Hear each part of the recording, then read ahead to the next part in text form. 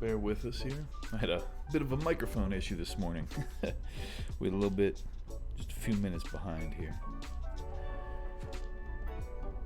Come down here to USB device not detected. What's that mean? Who could say? Get this adjusted a little bit.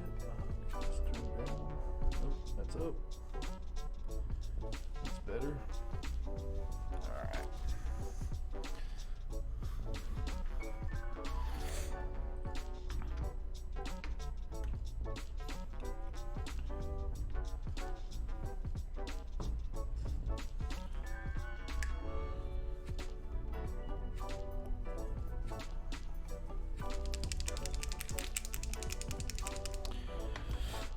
We're hitting the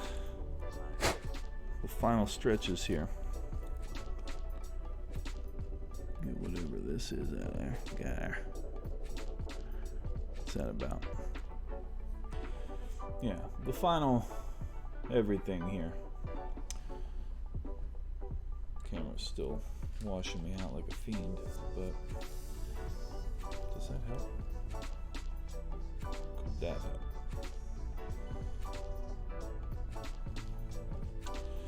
This webcam has been dying a slow death. Oh.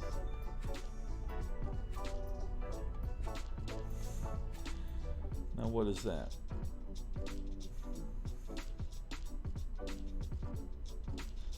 If anybody knows anything about cameras that could tell me why it focusing here fixes it,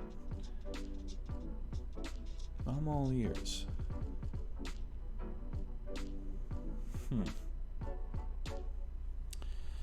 We'll get that sorted out. But yeah, so we have the cloak done. We've got the backpack done. The skulls nearly done. Well, the skulls nearly done. Tedious Tau pops and says, "Hello, Chief. I have done the deed." What deed? Tedious, you know what this is? Going with the Canada's focus. Like now you can see my face. I don't look like I'm one of the underworld's mole people. If I take my hand away and it focuses back at my face, and now I'm back to being a mole person. Pixie, good morning. We're gonna tidy up this little area here. These are pretty clean in this region. We've already tidied that up, but we need to do the same in this region down here on the thigh, and then up on this side. We're basically working our way around the model at this point. We've got this shoulder pad nice and boldly defined. We have one bit of touch up here and here. Tia says, I believe you can set a fixed area to focus on. It is set to a fixed area to focus on, but I guess I shouldn't have misspoke. When my hand is provided underneath the brighter light, maybe if I lean in.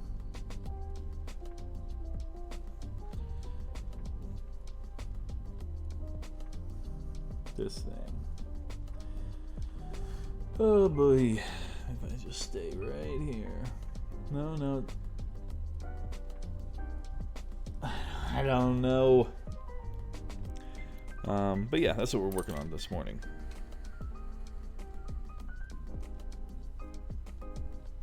We gotta do this, I never know how to pronounce it. This bird.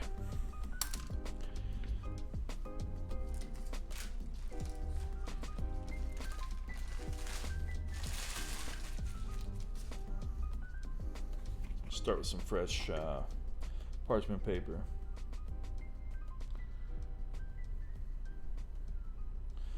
Yeah.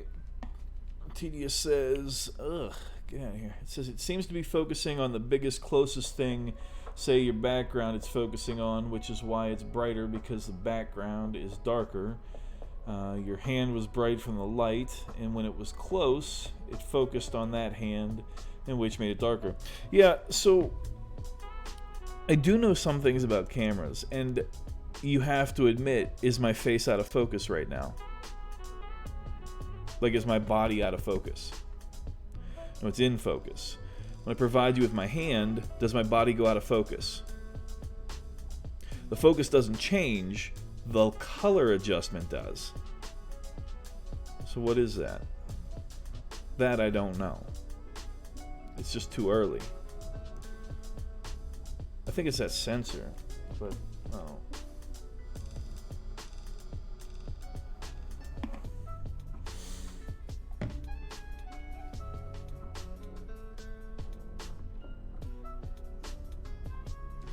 How do you all set up your wet palettes? How much water?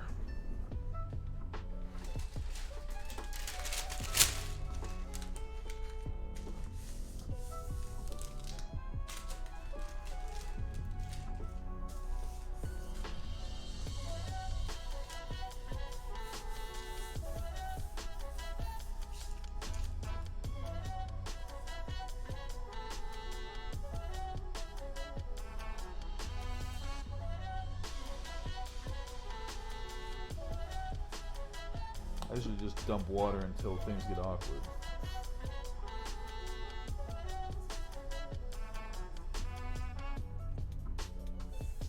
Maybe that's just me being a weirdo. I don't know. I hate these little...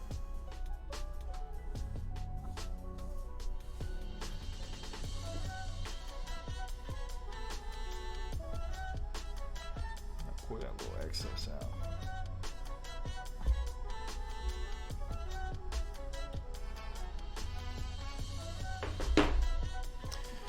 No, it just keeps adjusting the light, right? It's weird. Tedious. Yeah, I don't have any of that set up. I am sorry. You've given me a great idea, Tedious, and I will set that up. If you're on mobile, you might not have the addresses, but there is Instagram.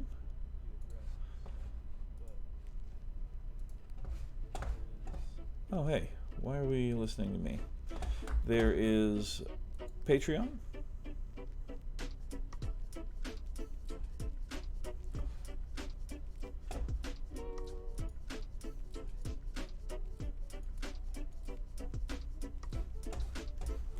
Blood Angel Callum, good morning. Is that a white scar? That is very much a white scar. We got Avakil in here. Says, how are we doing, sir? I'm doing all right. We're wrapping up this model little by little here. Don't mind the camera. We're experiencing a little bit of... Everybody knows how to adjust that as a webcam. We're going to check the properties real quick here, but if this doesn't correct something, we're going to... Excuse me, just fix it. Let's get rid of this white balance. Let's turn this thing down. Oh no, that is way not better.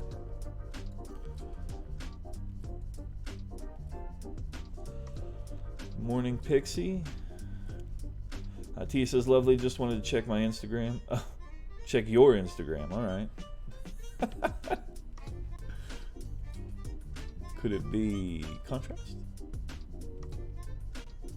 No, we don't want that. We don't want that.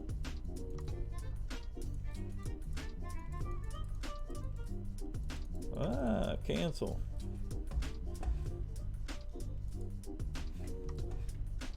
How about brightness?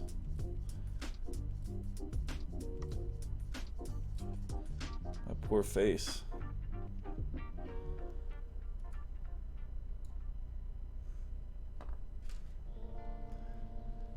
What if I put something like right here on the camera?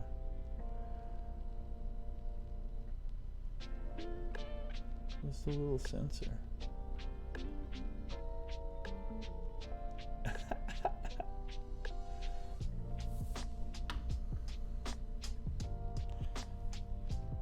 This darn camera. It's gonna bug me. Oh, you can start to see my makeshift diffuser here. Rare peek behind the curtain, so to speak.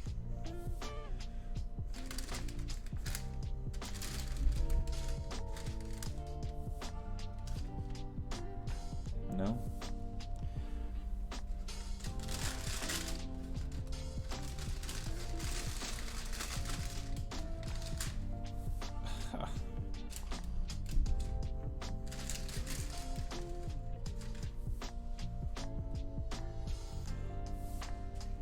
I love how this hasn't ever been an issue until I move my finger near it. Now all of a sudden.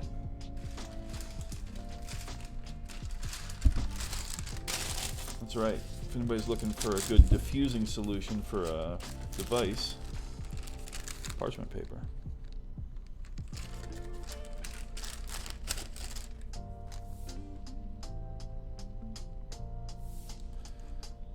It looks as if we just need something brighter here. Schmutzley, good morning. I'm just over here fighting with my camera. Don't worry about it. No big thing.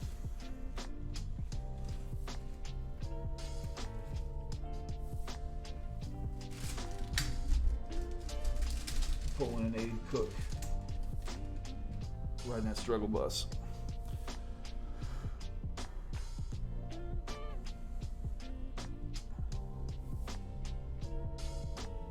Let's see if that has any effect. Probably not. Oh yeah, it's Good Friday.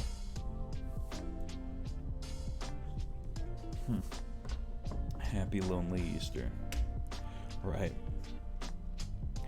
So yeah, at this point, I'm just going to be pulling out some of our colors that we use in our whites. For that, we're shading with Crixbane Highlight. And then we got Inquisitor Goody. More of a statement, really. So we're going to be adding our shadow color, this Crixbane Highlight. We're going to be adding our highlight color, the Ulthen Gray. And a little bit of a heavy-bodied Brighty Brightness.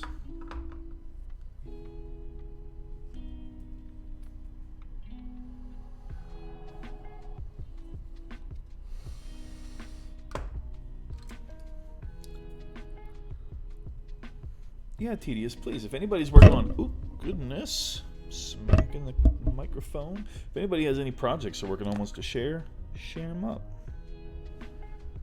I'm offended if you don't. I'm going to keep painting if that's alright. I got Hexneck up in here. Good morning, Hex. How have you been?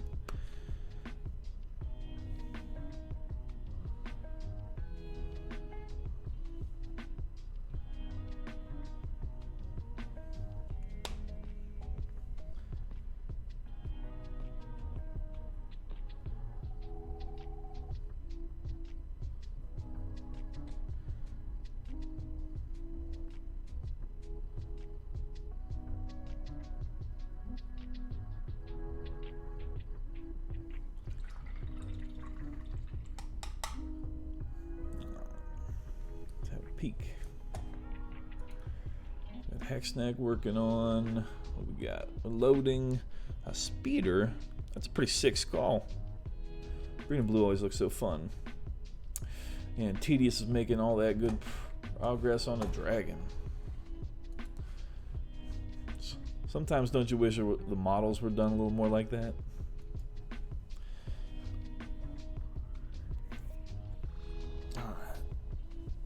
Let's actually put some paint to model here.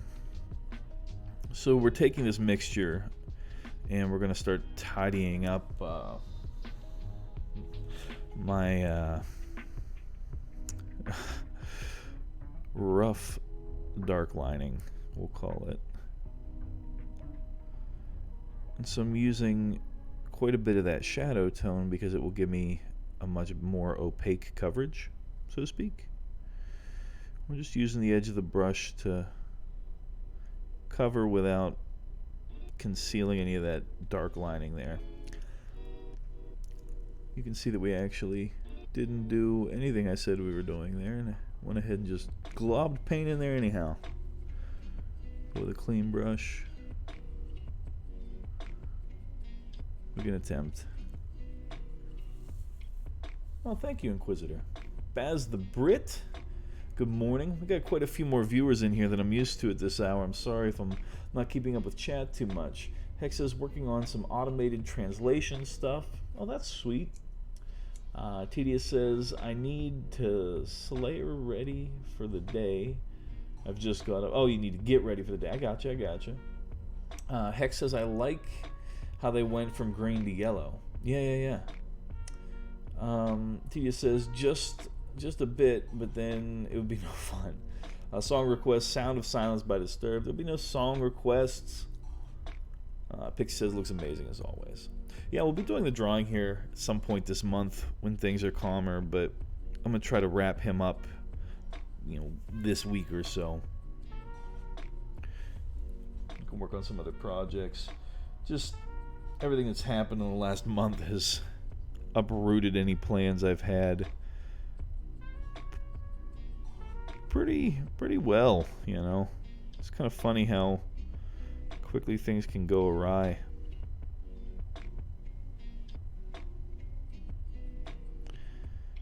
But me not being able to get a hold of a Harlequin model is like the least of it, Hexneck says, at Pixie, I'm no nomadic, but I do try them. They are awesome. Hexneck, what are you trying? What did I miss? If I missed anything. Pixie says I have them. You have a Harlequin? Automated translation stuff.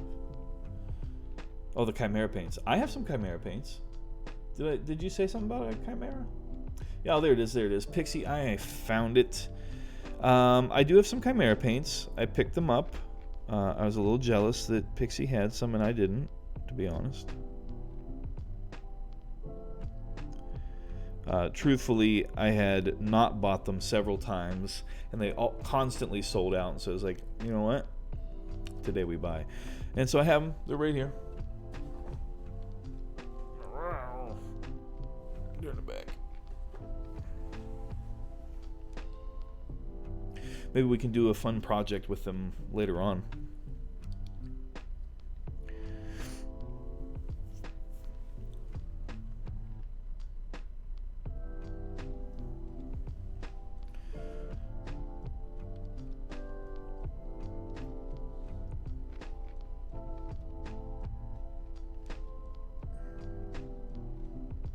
I should maybe get a tablet of some sort down here in this region that I can read my chat with. Maybe that would help keep things straight. So right in here in this crux of his lightning bolt and his in the background of this design, we're just a little bit wide on our line. So I'm not laying the brush down, I'm just tapping. Sort of a stippling gesture to get it to just deposit a little bit of paint off the tip of the brush. We're going to do the same thing down here at the tip of the bolt where we use a little bit of a dilution when it comes to our lining weight. And it just kind of jumped up and grabbed the lightning bolt. So we will see.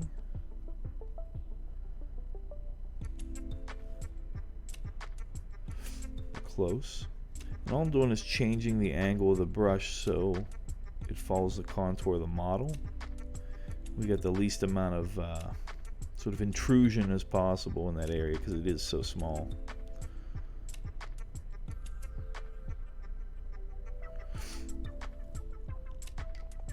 Tedious says, 1 minute, I need to check my emails. I'm expecting something from work. Ooh.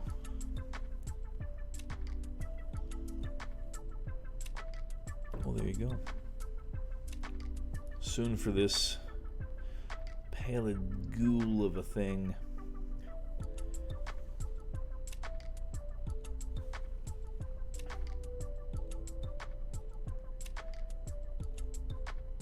we're doing a very similar stippling gesture. The only difference is, this portion of the thigh is probably going to be pretty bright. So even though I'm using a bit of a darker tone of this gray, we're going to try and brighten it up pretty quickly. So I'm going to move pretty fast here to our highlight tone. And we're going to work a little stippled wet blend, a little wet on wet action. Try and get that bright color right beside the dark color if we can.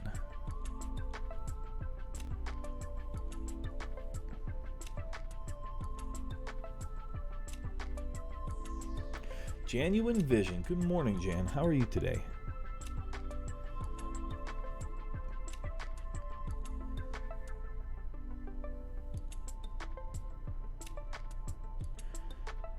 White is such a bear, man. But at least I know where I stand with it. Like, when I go to work with a white, like a brighter gray like this, I understand what I'm in for. It doesn't pretend to be something it's not. Green, on the other hand, is a liar. Green, I hate. Green will pretend to be your friend and then betray you.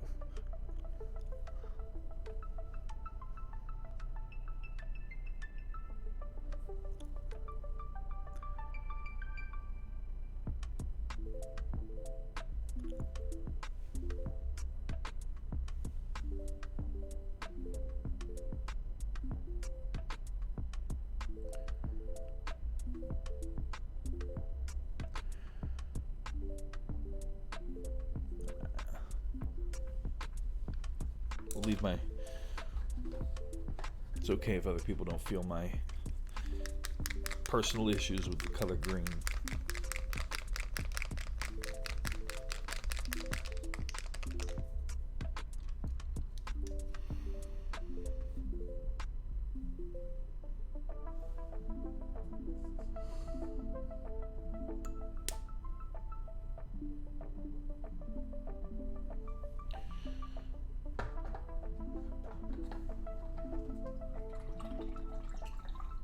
Hexneck doesn't like any colors.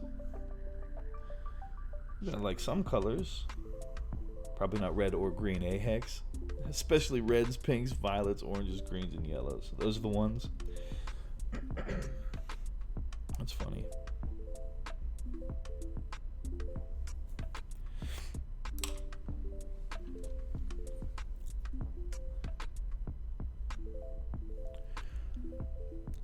Back in with a nice brush. I think this is reading. You can see these two little dashes here, and one of them's kind of not so opaque.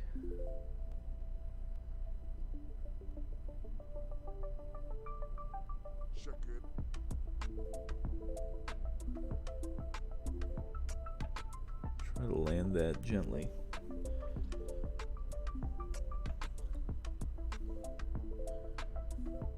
Now,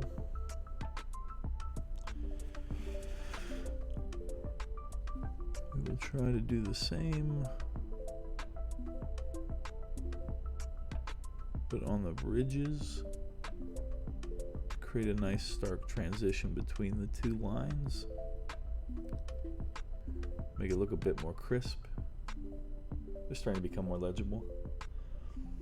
Hex says my issues are with red. Mostly so pink, orange, violet, that whole hemisphere there. Okay. I did plenty of time painting rocks in pink as I thought they were gray. Yesterday for another spider I painted the mandible yellow and I thought it was ivory, so plenty of mistakes were made. But you're out there working with it.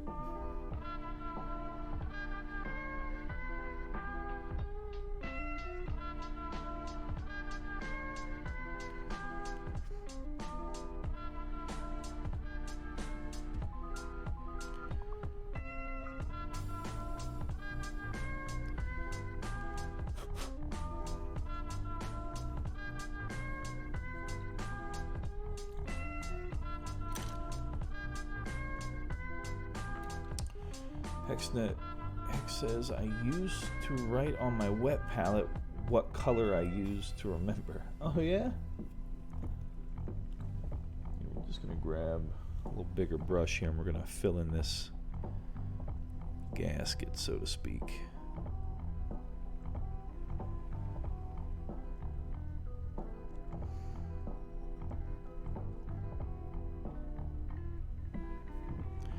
Pretty soon we're going to be out of things to paint, so we're going to have to do this bird. You can kind of see this gasket all the way in there.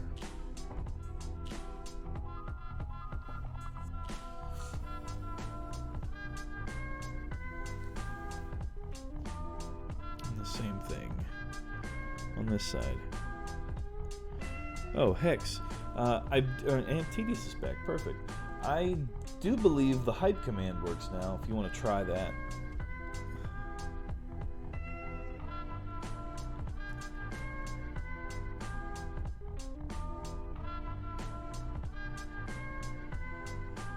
There it is. And if you try exclamation just a $, there should also be another one.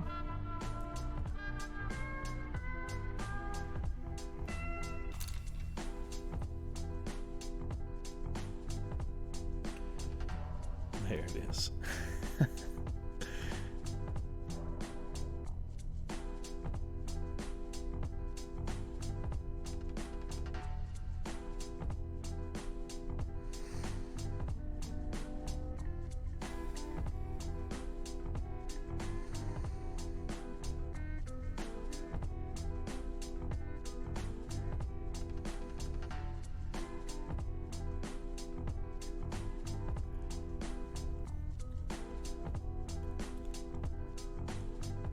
Perfect. Yeah, yesterday we had that hype train go off and I felt like such a heel because my CloudBot wasn't working. It turned out to be as simple as switching it off in Streamlabs and switching it on again, but it didn't make me feel very good.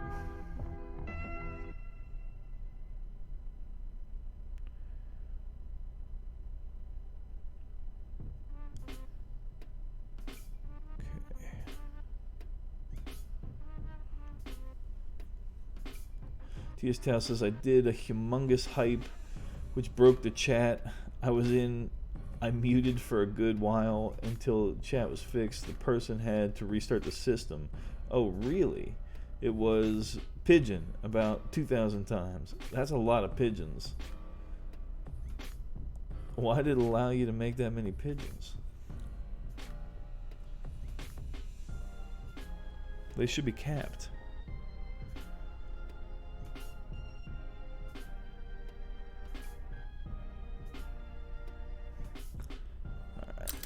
Get a bigger brush out.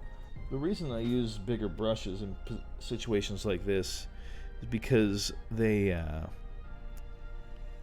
allow for a smoother blend. Like when you use a smaller brush, you can make a finer line, but you make a bunch of fine lines. And by using a bigger brush, you can get you can stretch that brush stroke, make it so much bigger that it doesn't look as patchy. If that makes sense.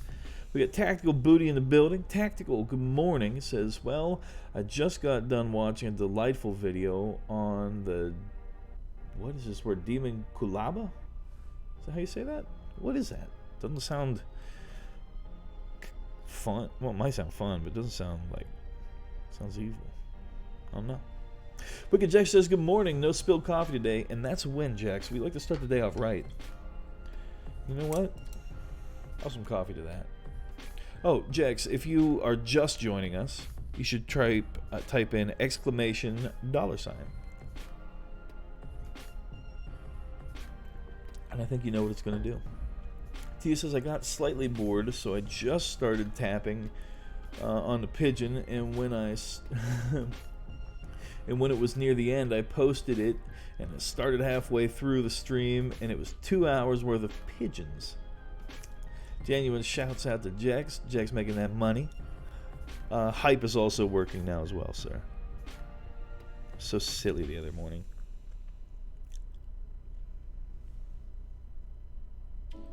But yeah, bigger brushes make fewer brush strokes. Jan, how have you been? What have you been working on? What's good in the paint game?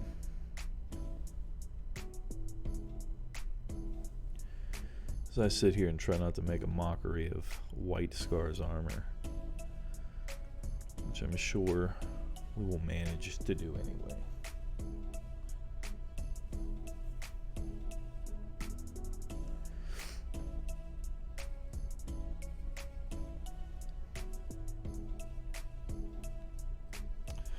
It's Warhammer 40k thing, says tactical. Okay. Tedious says they've lost volume. That's not on me. Freak me out, Tedious. How dare you? AirPods, you fancy. Alright, it's been about a half an hour, and I started the fire this morning because it's cold. So give me a second to go close the flue down. I'm sure it's popping now. I'll be right back. I'm not even gonna mute. Snick, good morning. How are you? I'll be roughly 30 seconds. You can time me, Jex.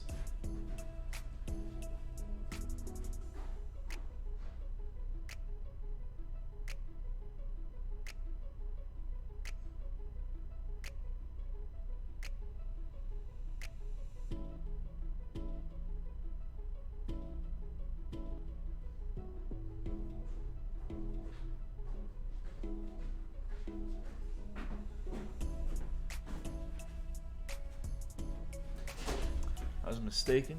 It is not going. We opened it further. Alright. Good morning. Hello, what's up?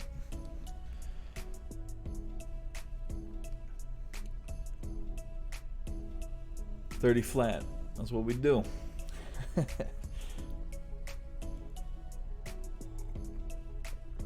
like to think that Jex is sitting there doing other things, getting his morning together. I give some arbitrary amount of time. He's like, oh, this mother. And he checks a watch. He says, right. I'm going to start my burgers soon. I'll be right back. There you go. What to do? I'm not ready to work on red just yet this morning, so we're going to stick with the white. I do want to do something in this region here. I've not felt like it has been shaded properly the whole time, so we're going to start doing that now. Just because it is such an important portion of the model.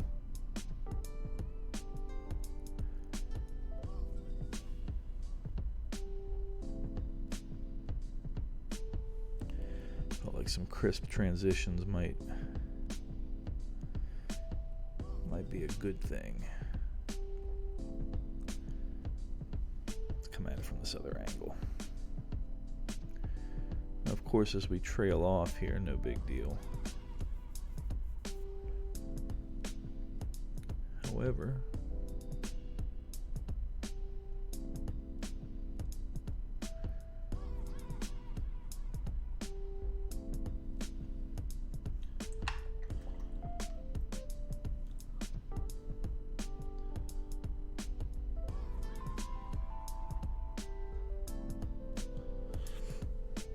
to find the tonality that I like.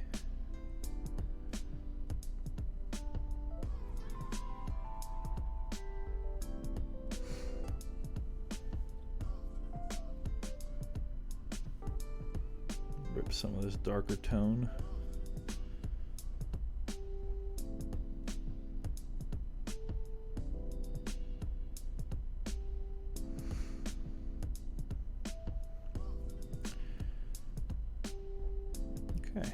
That's a bit cleaner, a bit nicer to look at. And we'll use the same bit that I have on the brush now. Yeah, we're still in focus. And I'm going to clean up this little bit of arm.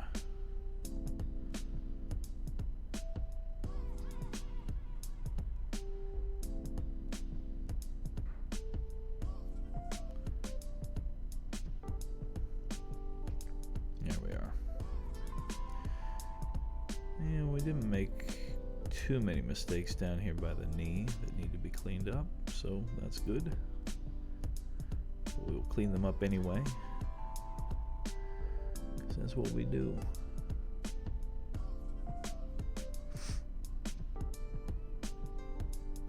Maybe that little bit of line there too.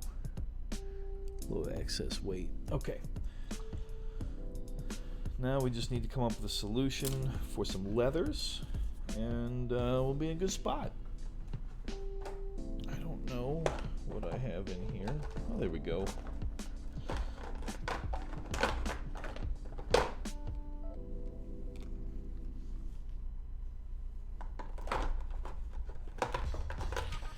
These are my 3 favorite browns, by the way. Hex, you were asking earlier, maybe some time ago, about browns for the Chimera paints because they're heavy bodied, and I was like, you know, you can mix your primaries, so you could take a red, a yellow, and a blue and make a brown.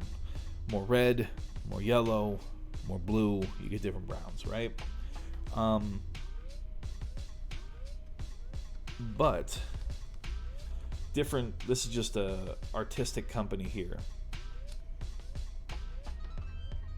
Do they use those 3 for creating washes? Right on. Yeah, these are great colors. Heavy bodied paints tend to have a bit of transparency. They're not super opaque. So when you go to an art store, you'll see these swatches on the paints to show you over black how transparent they might be or how opaque they are. So when you look at them, these are my favorites. So sienna and umber are going to be the 2 big ones for the pigments, and then you have like its raw state or once they burn it. And raw umber looks like a muted pile of Duke, so I don't like it. I don't like raw umber. I like saturated, colorful things. So we have a very nice ochre here in raw sienna. We have a very, very nice red brown in burnt sienna. And the burnt umber is a nice, rich, neutral tone, I think. A little bit of red in it. And these are all heavy bodied. The only difference between these and your Chimeras is these are not going to go into an airbrush ever. But they also come in high flow, if that's your thing. So I'm going to drop. I'm not going to get very much of this out. You know? People complain like, oh, this is $12, and it's, you know, but look how much paint you get, you know? I'm not going to go through this tube. I mean, you might, but you're not going to be worried about the cost of it by the time you do. And also, it's not going to dry out on you. Think about that. I'm over here defending a position you don't necessarily have, but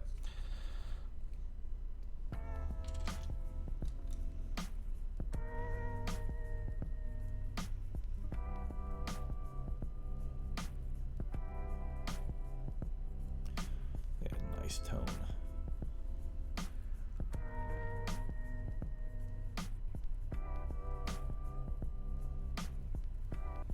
Would any of you find it beneficial to have a camera on my palette? Would that perhaps be too much information?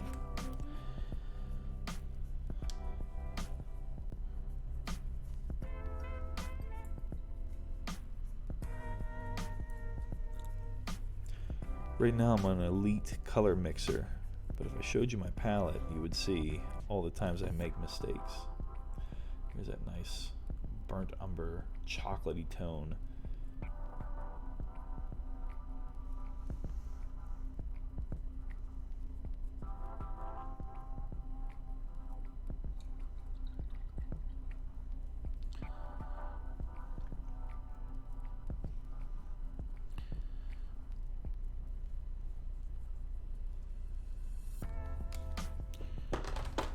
I love heavy-bodied paints. I use them for a lot of stuff. They're nice because they can add a little bit of texture into whatever color you're working with. But I also use a ton of inks And one of the nice things about a heavy body paint is that medium that it is allows you to mix up some very interesting colors, and they'll take a lot of additional pigment too. So I'm going to start by mixing a little bit of that red and that yellow. We're going to make a nice orangey tone.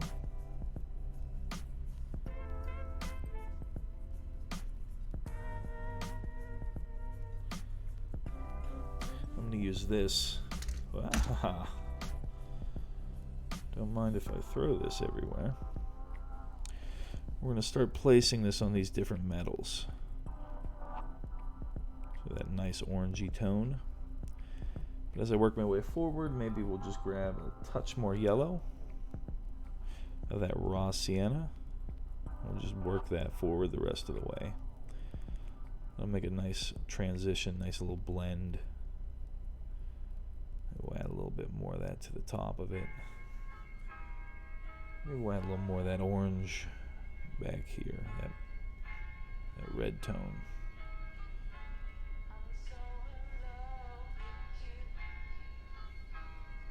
Clean off the excess on my brush.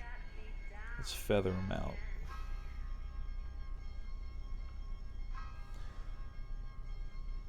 That didn't work the way I wanted to, so we're going to grab a little more of the yellow. That raw sienna. The nice thing is, because we're working with sienna pigments, they're gonna work together. The question of will these colors blend together is removed. They will absolutely play together. And I'm gonna do the same thing to the buckles on the belt here. There's 4 of them. So now that I know that this transition works, I don't have to worry so much about that question. So I'm going to take unmixed, just the burnt sienna in the back. And then we'll grab the raw sienna from the front. I'm going to push them until they meet, and then agitate the brush.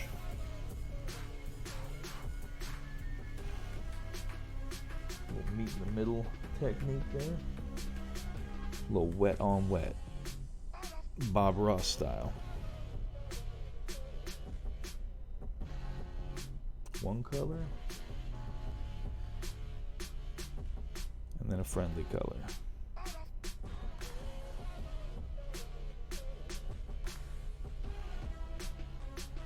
And then we just agitate the brush until they become one little thing.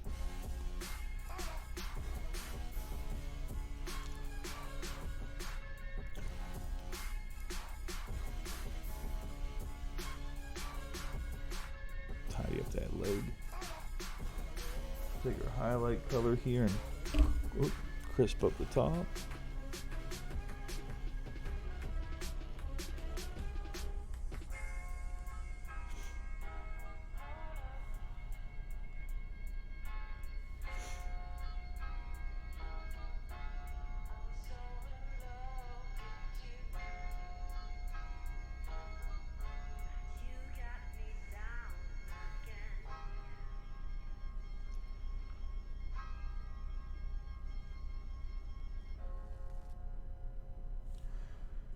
Over here, a little bit of this, it's showing up from the bottom, so we'll just grab a little bit more, put it down there. More of that shadow color. No big deal. Let them dry. I think that's a move. Just let things like that dry before we fuss with them.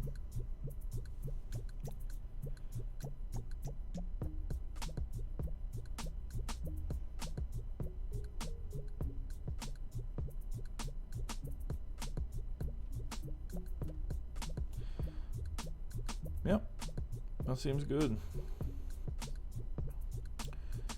Where else are these? Maybe we'll add a little bit of white to our raw sienna. We'll mix up a nice off-white with some yellow in it. That's probably a little too much.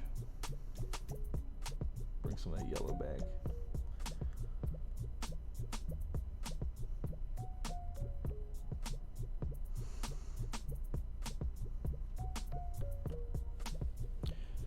see about this ropes.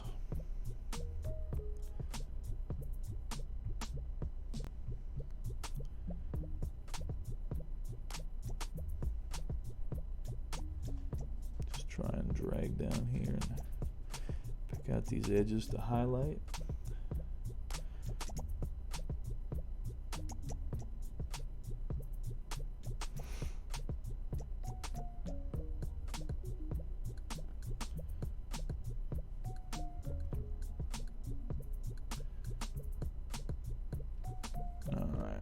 Just picking out these little knots because I already put down some shading, which is, you know, not the be all end all shade tone or anything, but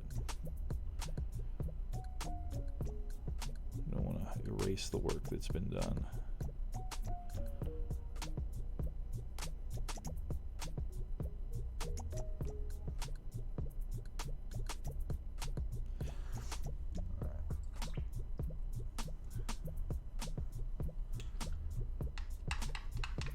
Clean up the brush a bit.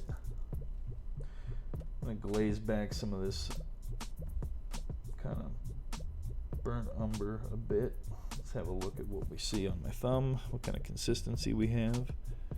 It's pretty transparent here. Let's clean up the excess out of the belly of the brush. So we have controlled here a little bit. Man, that thing is loaded up. Big brush has a big belly. All right. Just gonna glaze this over. And since we're controlled, we'll just glaze it up again.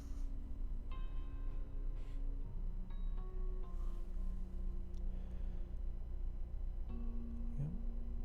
Let's try to get these details nice and defined here.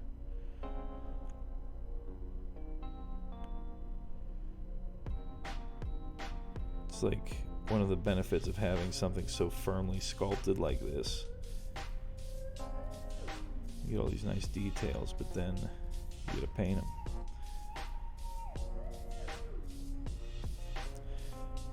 I think it could also look nice if we glazed these buckles with it. Add a little bit of further definition.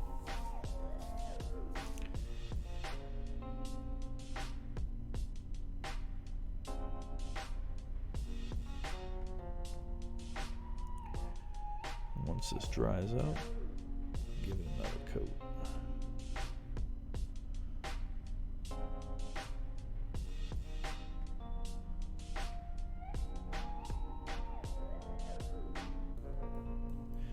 That's good. I think it's starting to separate a bit. Reading as rope. We'll see.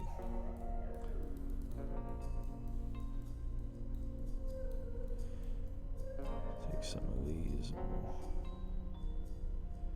hit these little tassels here.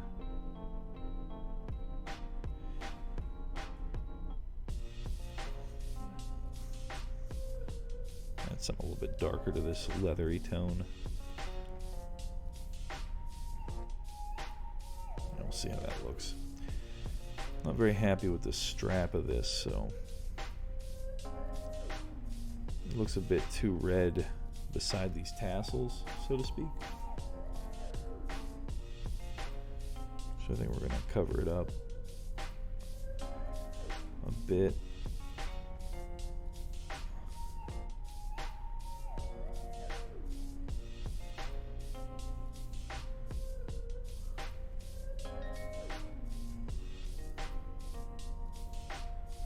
Perhaps we can still have some red to it, but not in the same way, I don't think.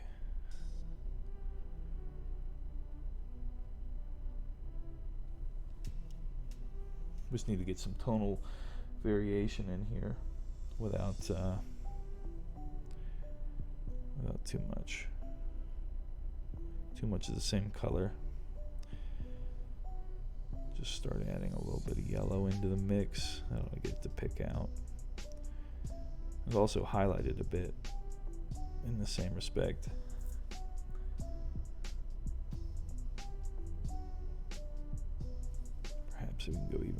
with the yellow.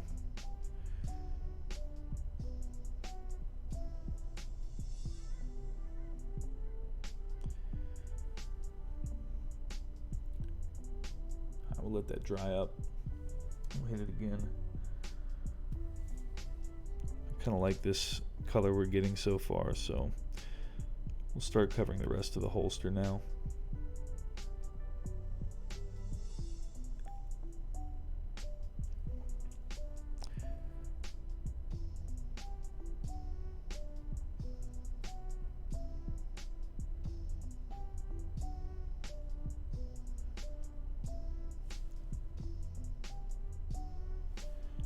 Get some of these red tones mixed in there along the edges.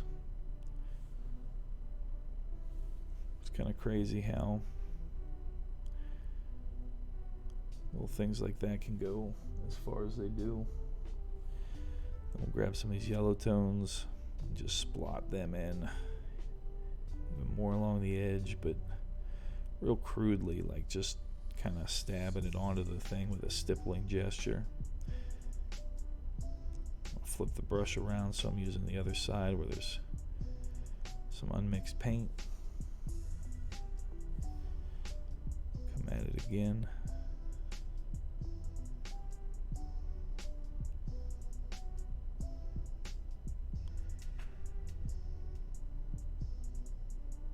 Yeah, things look good from that side. Let's see across the top here.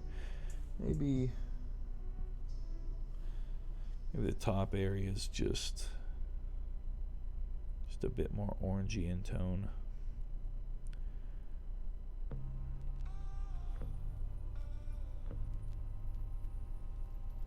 One of the nice things about these heavy bodies is you can work with them quite a bit before they lose their before they dry. Sorry, their working time is much longer. So I'm just going to take some of these yellows and just stipple in here in the middle. Maybe we'll take some of that darker tone and reintroduce it to the edges.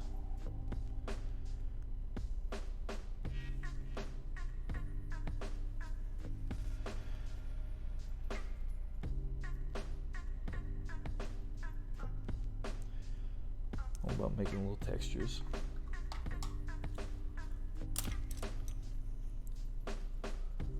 Get a finer brush. Get a good amount of paint on it because these things are going to blend together. I thought I got paint on my brush. Now we got paint on the brush. Okay.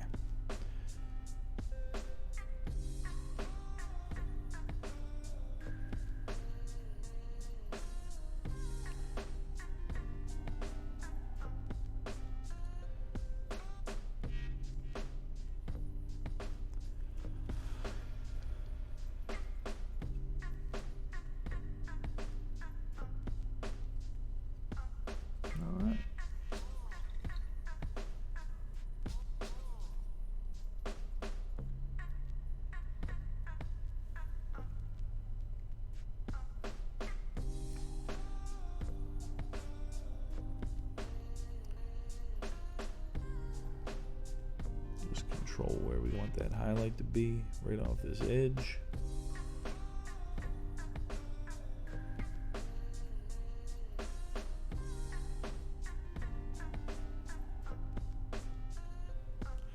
It's starting to look pretty nice. Get a little bit of this reddish tone. We'll just feather out the transition so we don't have like a stark little line here.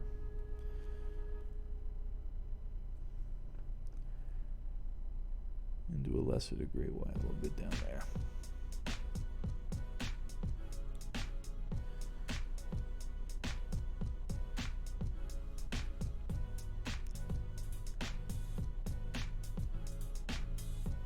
We can also start to define this wrapping on the handle here.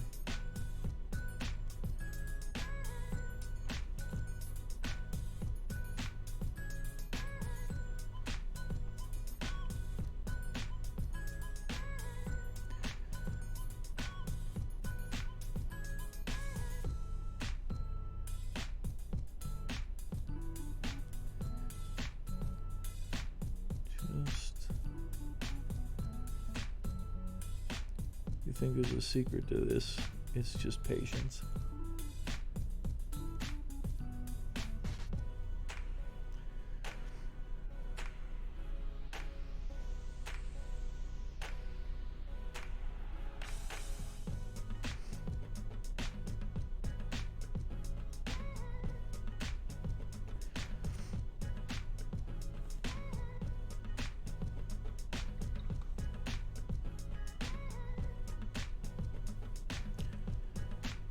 That was just a little highlight, and then here we hit it with the recess, like shading.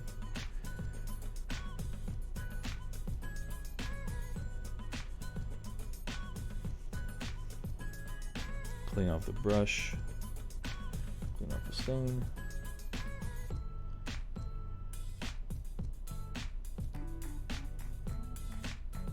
Now it's the next color up.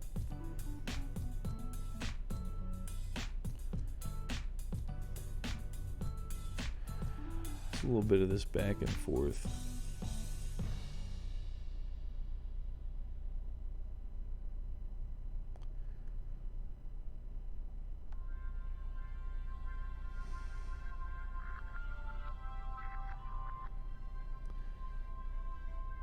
Just turning the brush to maintain that it has some paint on it where I need it.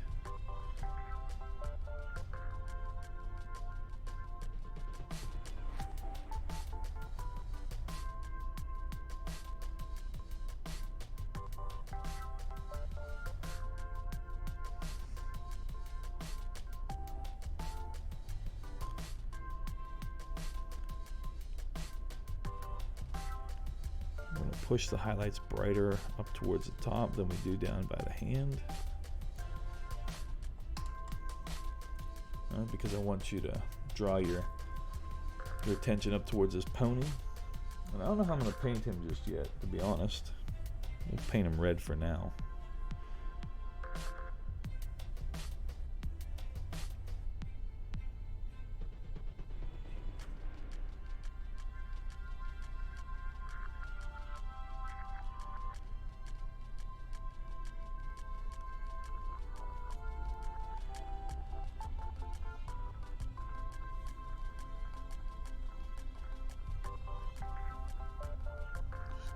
Makes him a little bit darker red for the back.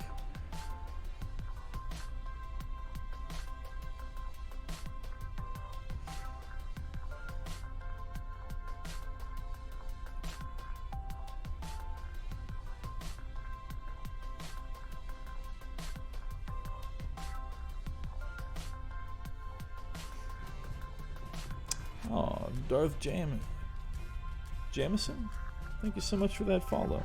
How are you today? Welcome on in. We're just working on White Scar.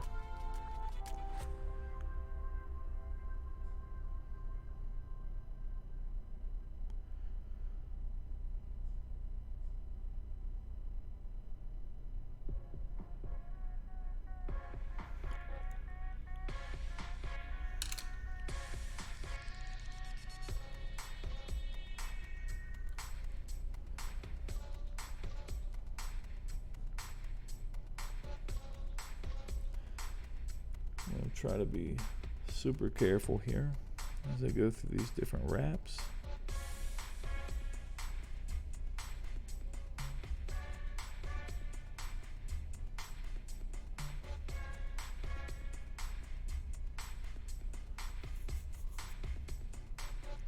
Right now I feel like I need one of those visors.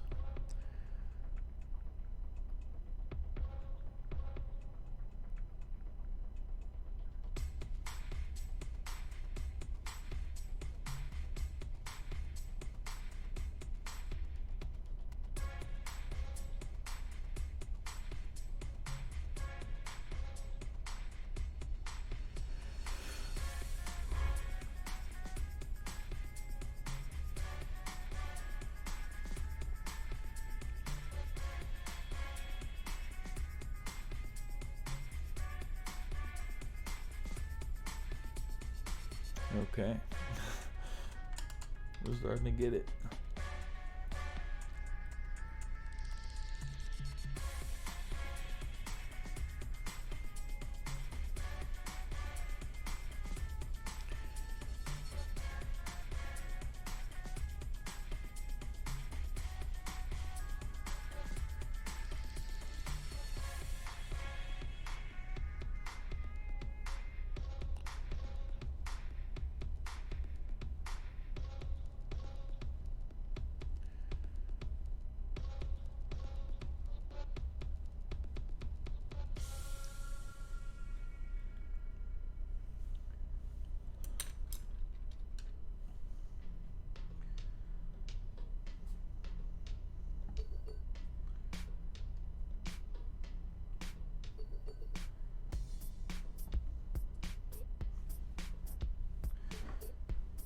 snowed quite a bit last night, so that's exciting.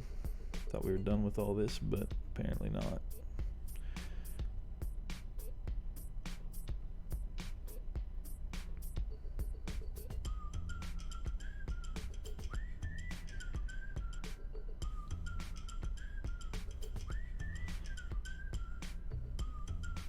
Let's see here. Trying to pick out some more of these details on the pony.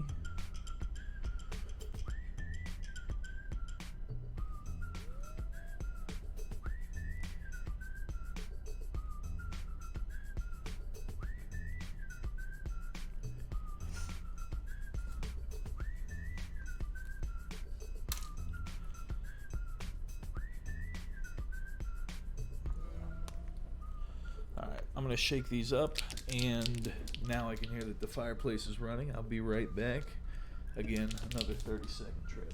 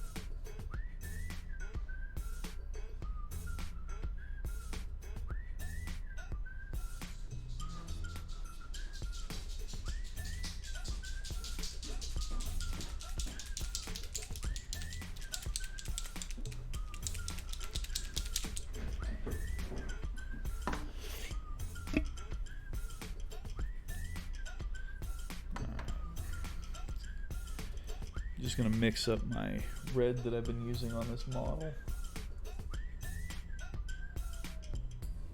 Just a purple.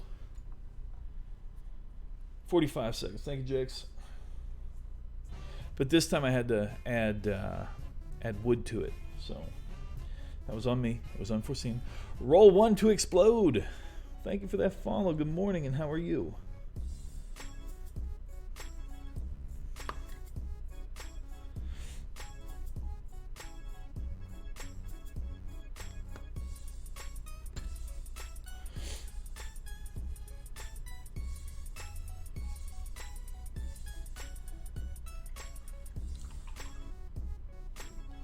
Holding up all right. We're going some white scars. You know, white armor can be a little frustrating, but I'm going to start drilling in on some of these different aspects today. I'm working with a lot of browns. Try and tidy this up. These little lightning bolts. I tell you.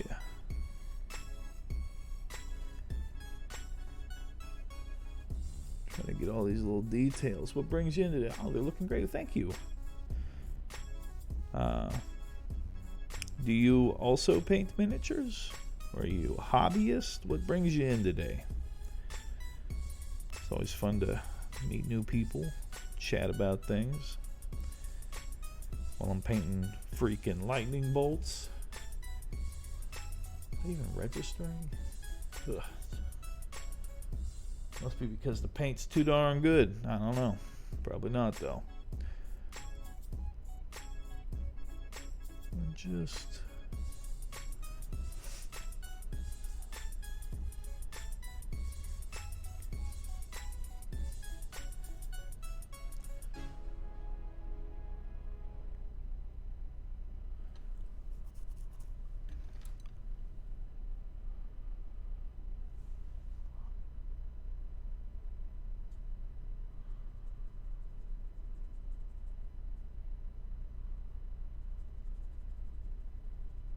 I think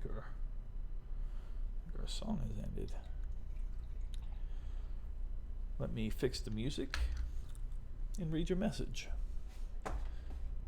Let's see here. Let's go with something a little more classic here. A little more old school, so to speak. Be much more my speed. Roll one says, I do, yeah. Returning hobbyist, had to have nearly a year break due to a previous job, though I'd stop by and have a look-see while sorting out my Twitch info. There you go. Well, welcome on in. This thing is a work in progress, but isn't everything. Here's a bust I've been working on lately. Currently taking a break from it. We're going to enter it in at a painting competition at Adepticon. But with everything that happened, I just set it down, haven't had the heart to pick it back up. God Jonas? Hopefully I'm saying that correctly. Good morning. Please correct me if I've mispronounced your name. Roll 1 says those reds are gorgeous. Well, thank you. Worked quite a while on the reds. The reds were hard. A lot of work to keep them smooth. This is my first attempt at non-metallic gold like this, so it's a real rough, just sketched in here across the chest. I started refining here a bit on the shoulder. I have a lot more refinement to do. I don't know what happened, Jex. The Corgi still plays, but it's very light.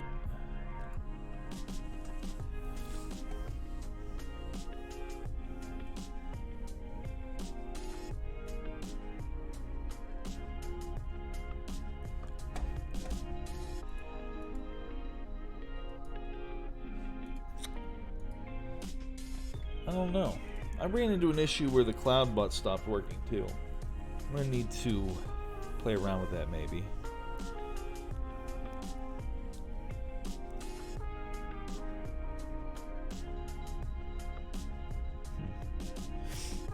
But yeah, kind of things we work on normally in here. Yeah, the Corgi is deaf, shaking his booty, but I cannot hear the music. We're gonna need the heavy to play in. Wait a second. We're being invaded. What's this? Where do I hear a kitten? Come here, little girl. What's up for you? You need to come up here? What do you need? No?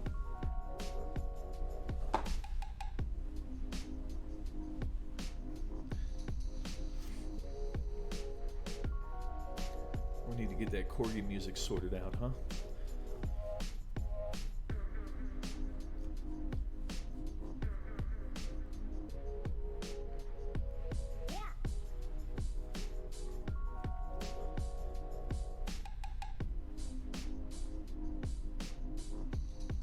Do you want to lay down?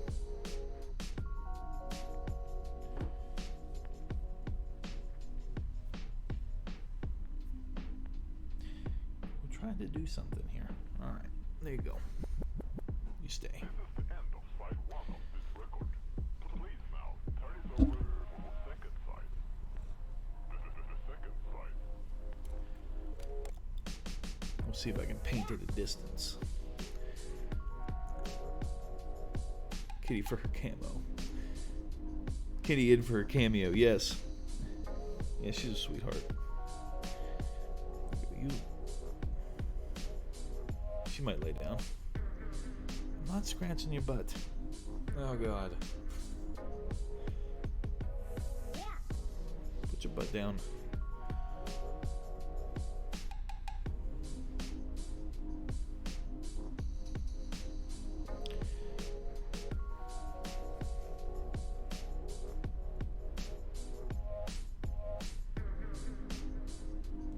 Watch the tail.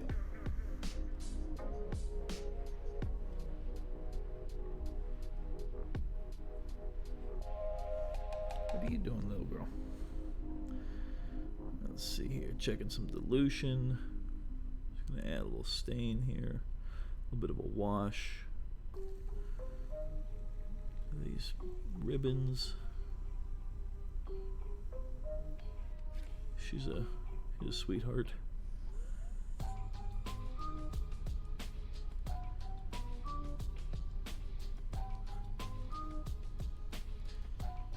Her name is Minerva, if anybody here's interested.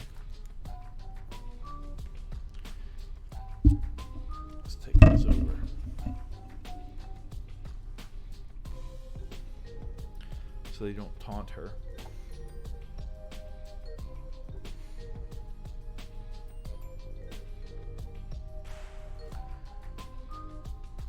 Her hobbies include chasing birds in the yard and face scratches.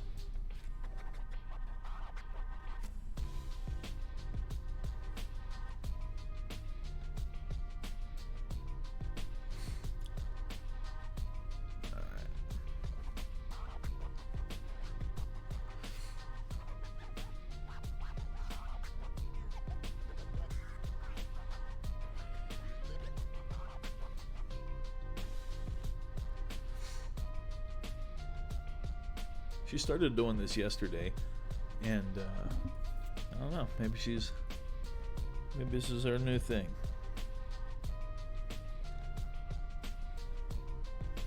Some morning scratches.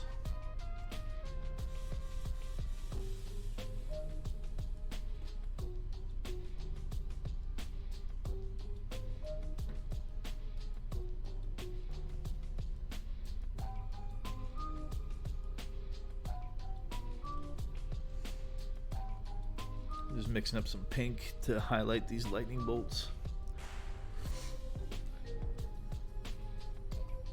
Little girl, we have to get closer.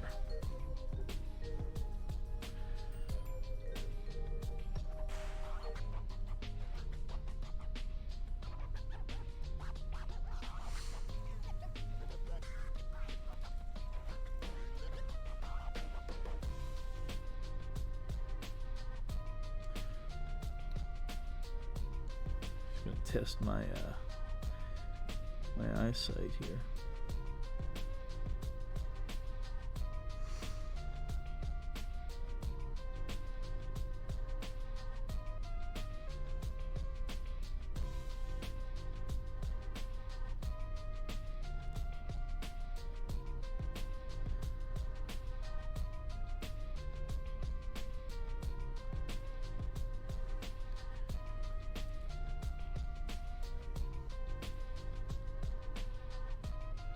I think the important thing when you're doing this is to make sure that your highlight and your shadow are like side by side, as technically as you can possibly get them, and then it all pops.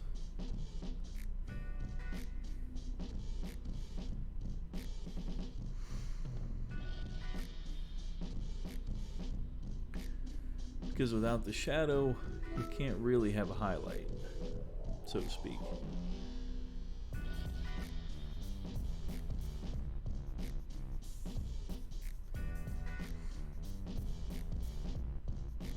I maintain that. I think that's just a strong, good frame of mind to have. This cable's taunting you anyway, huh, little girl? Let's move it up a little bit. I need a good green to do his little laurel in. I don't know what that should be.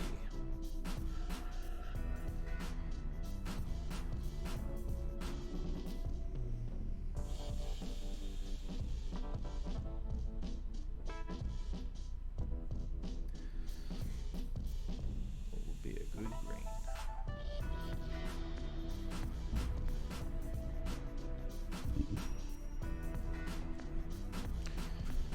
What do you think? Scurvy green? Scurvy green. She approves. Too much blue? Too much blue. Alright. She's not happy. Less blue. More yellow.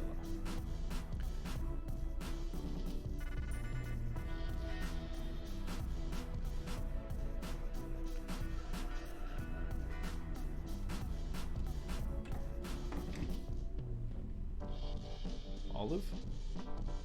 Better? Better.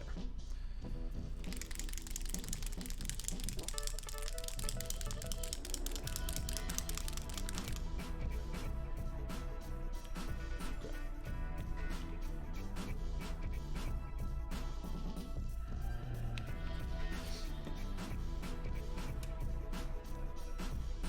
Taking a bit of this olive green now, add a little bit of white to it. See how it stretches out. Seems good.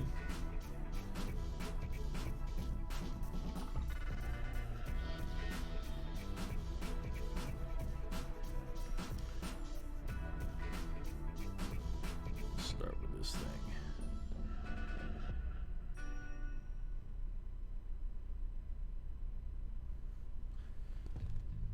What's that about?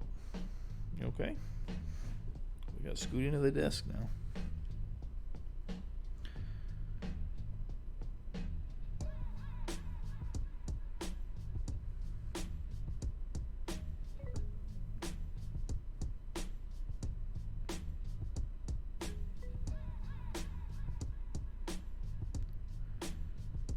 Sometimes she helps me paint at night, and we don't get much done.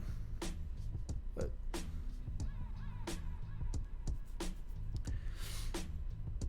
I think that's worth it.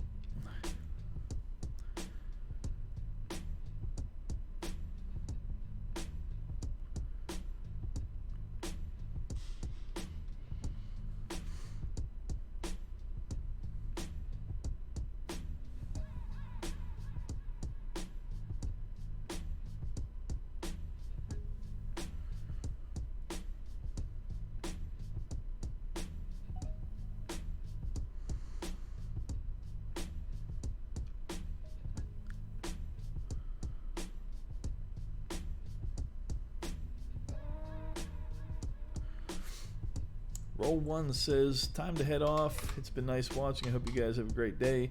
Hey, you as well.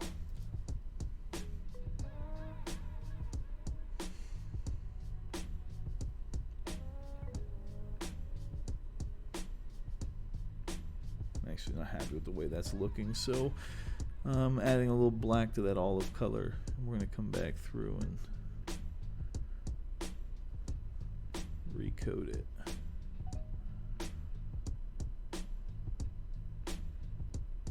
Again, I don't like green.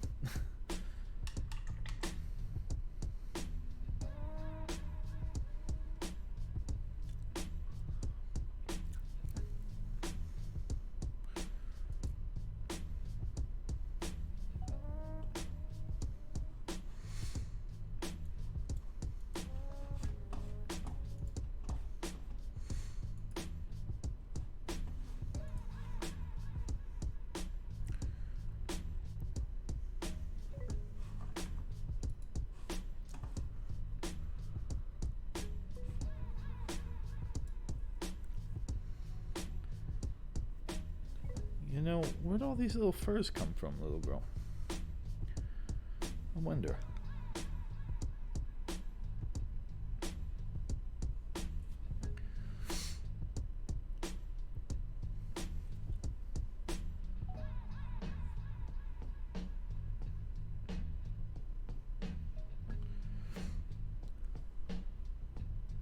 It's like I look at this on the camera and I can see things that stand out more than my eyes really spot it.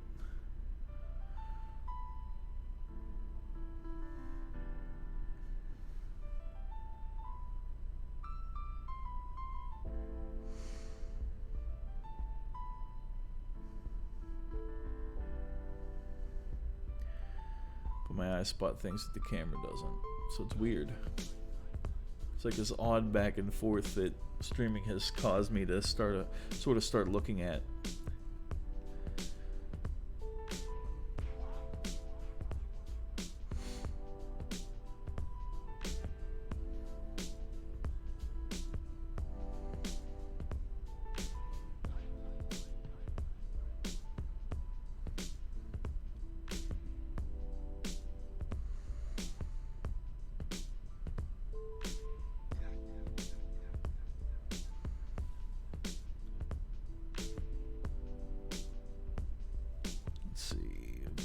Dots here.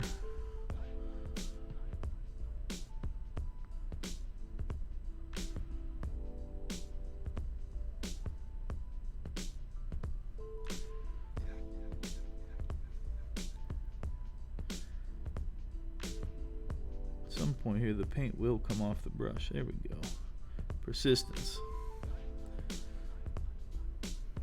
Let's see if I can't get a little shine right here. Give me a little something.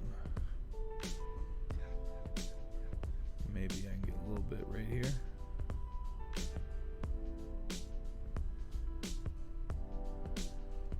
Maybe a little bit right here.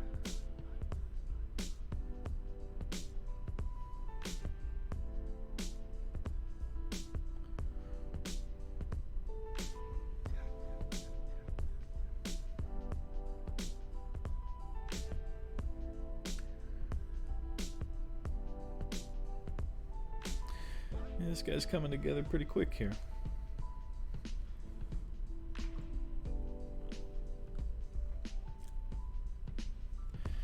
Question would be, what do we want to do for the bird, one, and what do we want to see happen with this guy's hair? Does anybody have a thought on what color hair the bird's prey should be?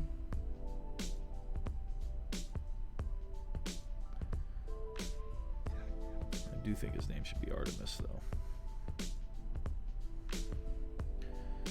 Uh-oh, careful, little girl. You can't come up here and help me paint.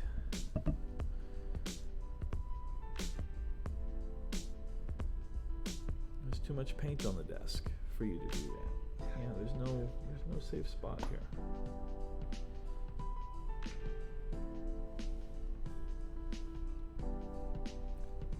That's my coffee. No can have.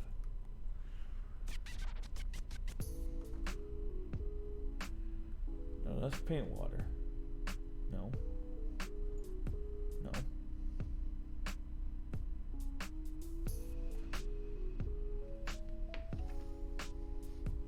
Yeah.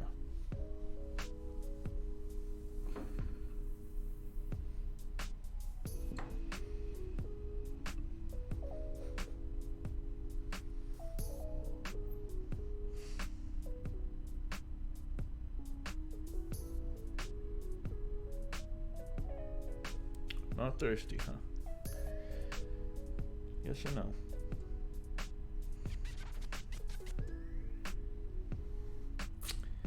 So your cat ever knocked over any paints or washes before? No, she's never dumped anything over.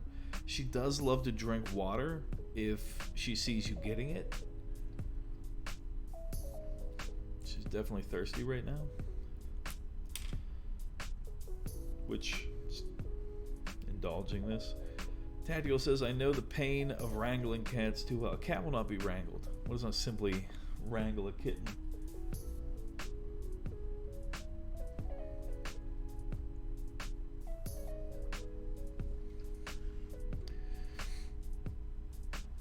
Pretty happy with the way the cloak looks from above. I think since this is intended to be a tabletop model, even though it'll be nicer tabletop model, I think it'll look good.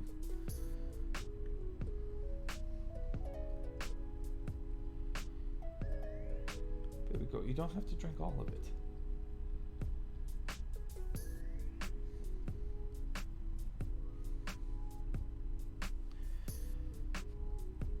I'm sure it could happen though.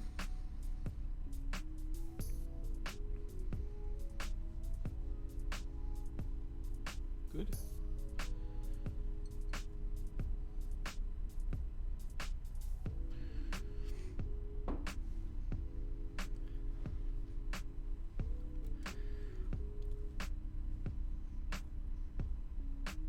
All right. Let's continue to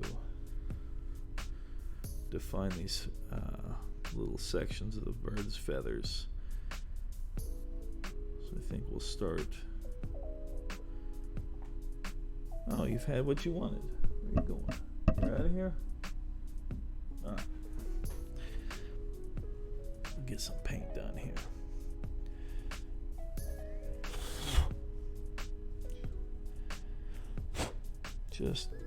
Just cat everywhere.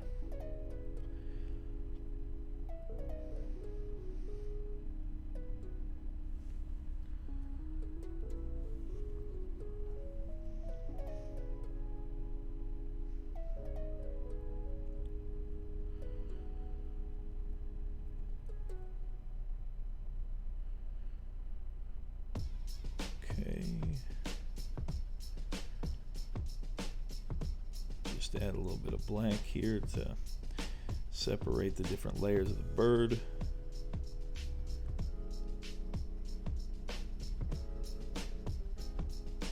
I think now different sections of the wings as well. I should be able to come back through and feather this out with a couple of tones pretty quick.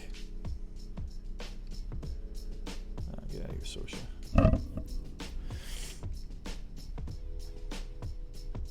Yeah.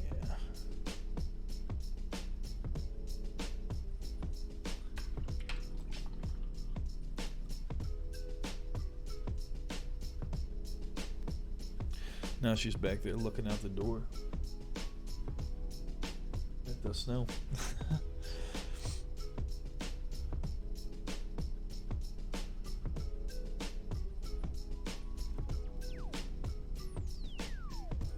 Use this to somewhat cover the black, but it's a very transparent color, so it's not going to cover it very much. But having a little bit of it over top is not a bad thing at all.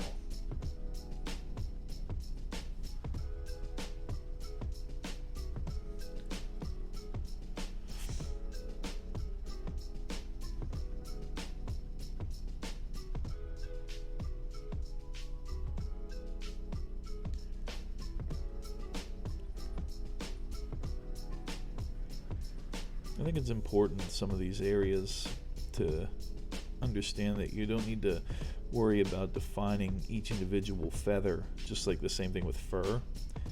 It's not time to focus at all that. Right now we're just putting these colors down. That should be good enough, you know. Get these volumes set, broad strokes, and then, like for right now, I'm going to come through. I'm just going to re-wet the areas here for the browns, like a second coat, so to speak.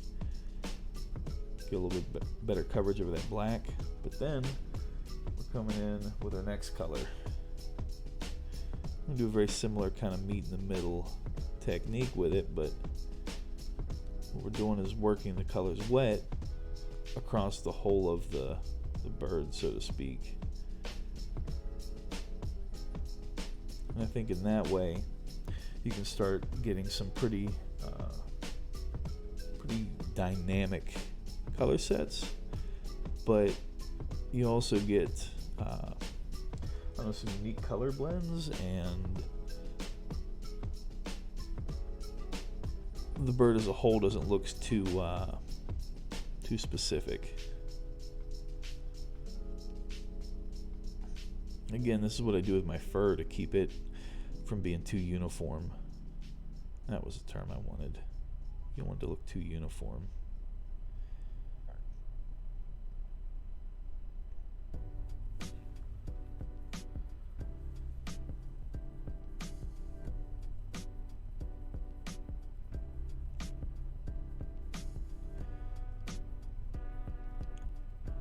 Probably a lot of this red on his booty.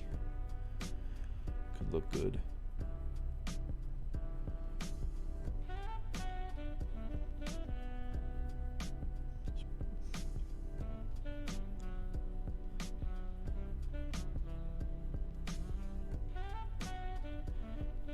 Just let these dry. Then we're going to come back, and each time we're just getting more and more specific. So at first it was these broad strokes, and now I'm going to actually grab my smaller brush, and then we're going to be working in the next tones. Little highlight colors. But now we're going to start grabbing each feather. So, yeah, we've worked them this way, and now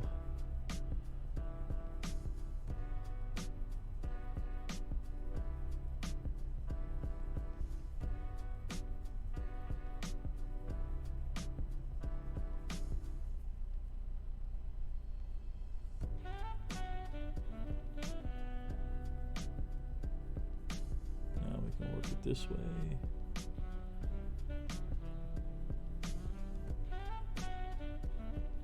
If you don't generally define the volumes like that initially, then all you have is like a little highlight on it, and that's not necessarily what you want.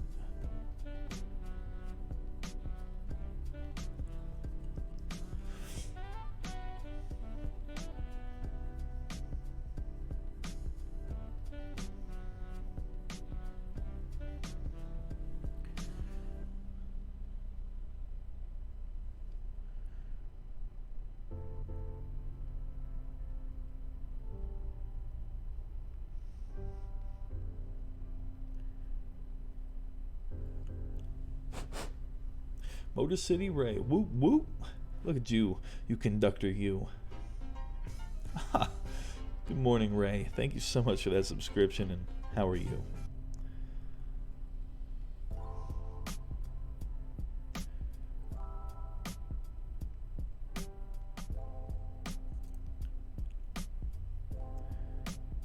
Try to use the flat of the brush here to find some ridges.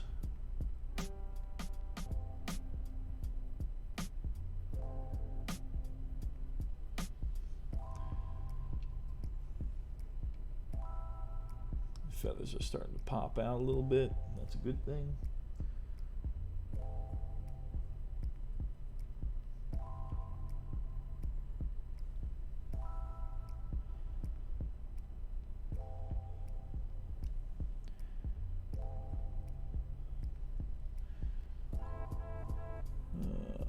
Bird, so many feathers.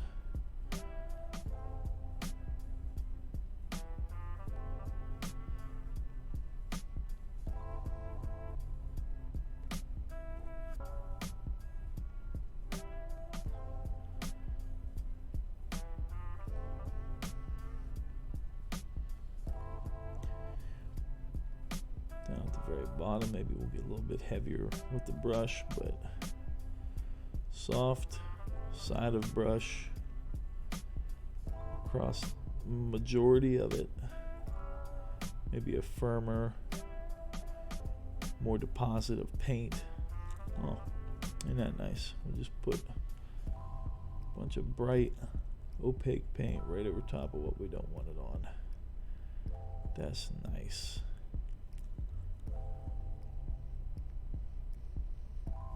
See if I can tidy that up, or if it just is.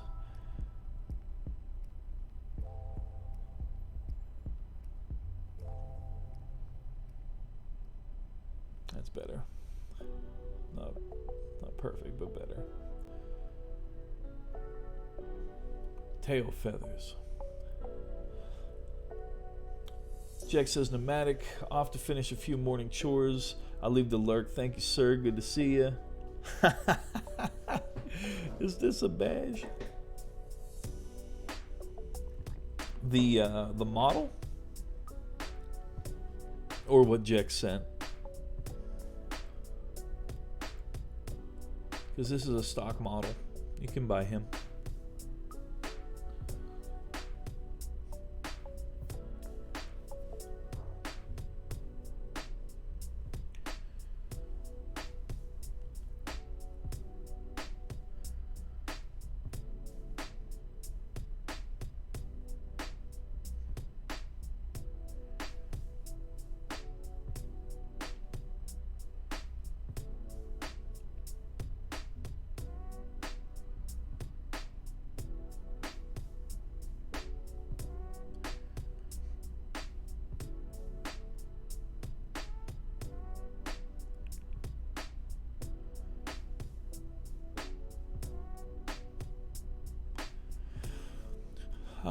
Yes, the model, Snorri, hopefully I'm saying that correctly. He says, oh wow, never seen anything like it. Yeah, this is the Primarch for the White Scars. Is that what he's called, a Primarch?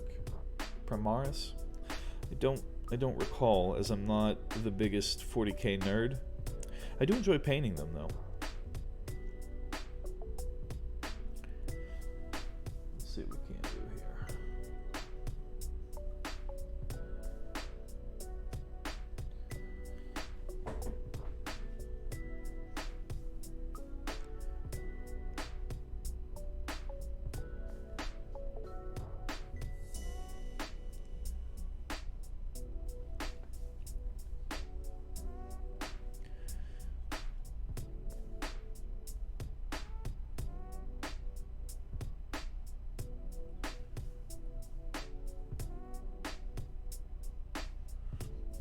His name is something Khan. He's a pretty cool model for sure.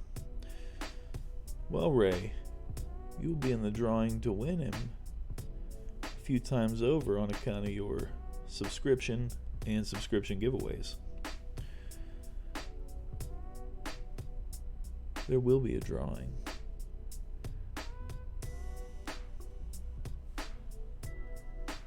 For all you subscribers, you lovely people.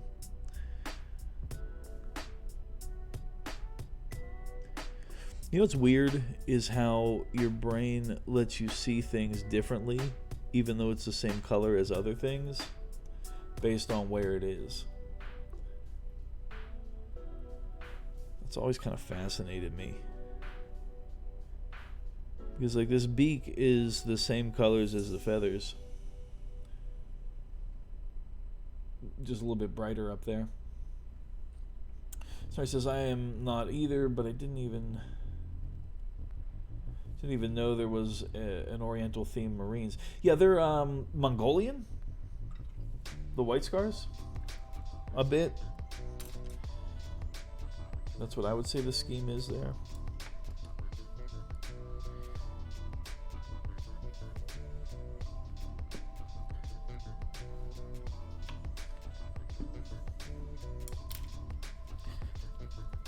Yeah, I was in a shop a while back, and I ended up picking up him and Torgaradon, who is the named guy for the Imperial Fists. And both of them are going to go in the mail this month. He was going to go in the mail quite a while ago, but I just didn't get to it, and then COVID hit. He was drawing previously. He's a pretty cool model.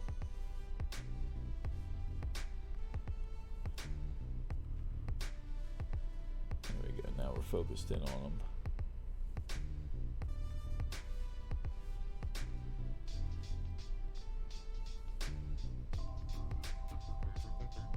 But yeah, he's varnished up a few times over, so he's ready for tabletop action.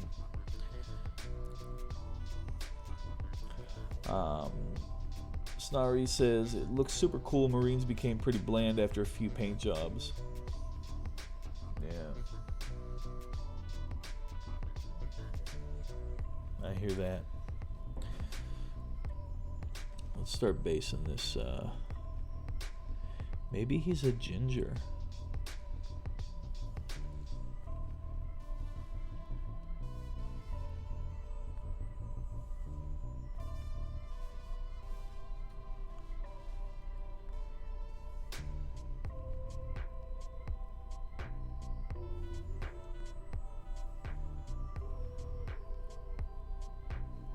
Oh, thank you, Ray.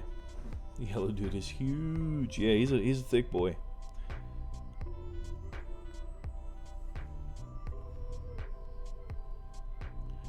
I don't know if ginger's the right color here. On account of the talons aren't on the hair, so they should be all right. Maybe he's a space wolf. I don't know what the rules are here.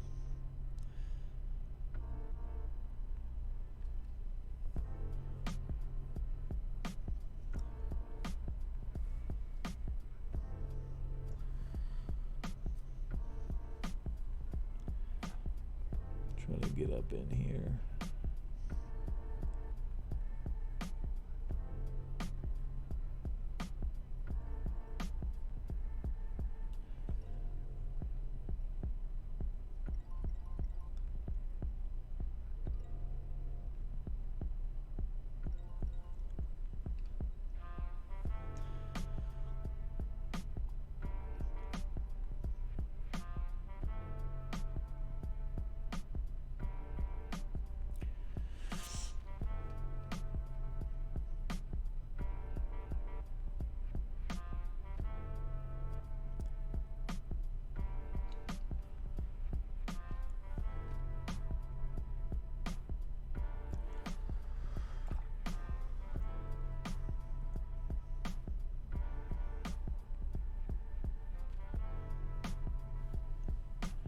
See about these talons now.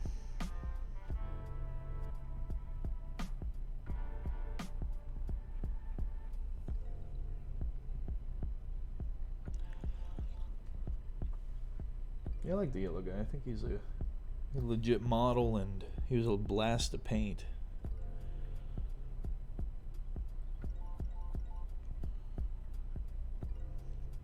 Which is probably the more important part, huh?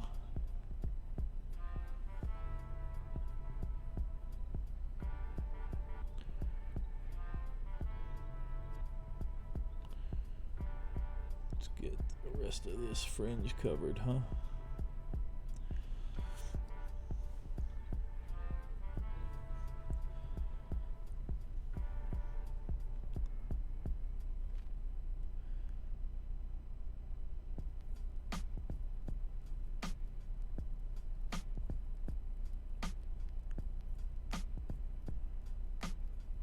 At least having the model filled in is pretty helpful.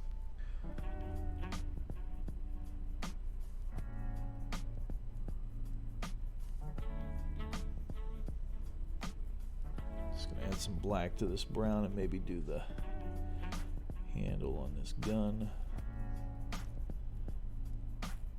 Maybe even a bit more black. Maybe it's just black. Yeah, that might look better. Okay, I dig it. Motor City Ray says, set of my MSP came yesterday. Oh, wow, hats. That's a lot of paint. 216 colors of the rainbow. Dang, Ray. You might have just ordered in more paint than I own. That's legit. That's a lot of cool paint.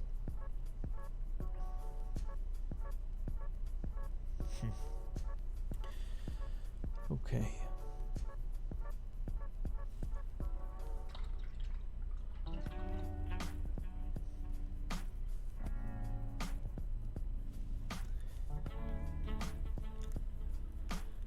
There's just lots of cool Reaper colors. I own... Wait for it. Where is it?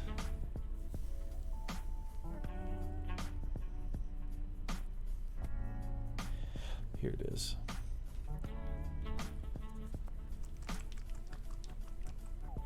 This is the one Reaper color I own. Boom. What a beautiful color.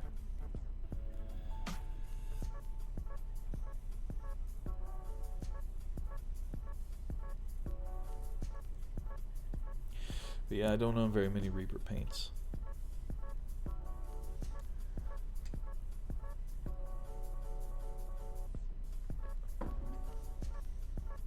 They're such a generous company. Makes it easy to want to support them, huh?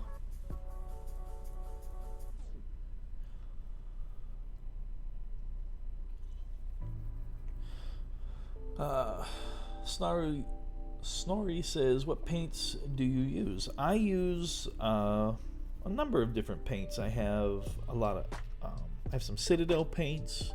I have some Formula P3 paints from Privateer Press, and a multitude of Vallejo model colors, whether it be the air or the game color, mostly model color. And I also use a lot of these, like today you've been seeing me paint a lot of leathers and whites. And so my white is comprised of a P3 paint. So here's my shadow color, my Crixbane highlight. It's like a neutral green-gray. And my highlight color here is Ulthen Gray from Citadel, so P3 and Citadel. And then my leathers are comprised of heavy-bodied acrylics you can find at our art store. They're not cheap craft paints, but they are good. Motor City Race says, plus I ordered a full line of Darkstar metals, so I think I'm covered. Oh, wow. I've never used Darkstar. I tend... For my fancy metallics, I use the Vallejo metal color airbrush. These are my favorite. So you have to let me know how the Darkstar stuff turns out. I've heard good things. And then the titanium white, the pure white. I also use a lot of ink when I'm painting. So I will drop little bits of calligraphy ink into whatever I'm painting with to adjust the pigments of the colors. Like, obviously I probably wouldn't put too much titanium white in to add something, but if I'm painting a red and I want to add some more red to it, it's a quick way to do so. For example, if I'm painting a green, well, look at how much that's settled. If I want to add some vibrancy, trust me, this is not nearly showing up as lime green as it is. It looks like Slimer from the Ghostbusters. It is electric green, I'll tell you.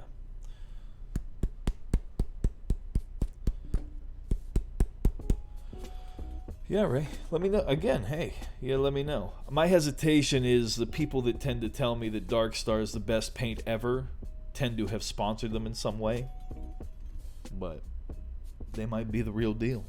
You have to. I trust your opinion. You let me know. Snarl says, I use Scale 75, Citadel, and Vallejo, but I really want to try Reaper. So I live over here in Pennsylvania in the U.S., and we have some Reaper here, but not a ton.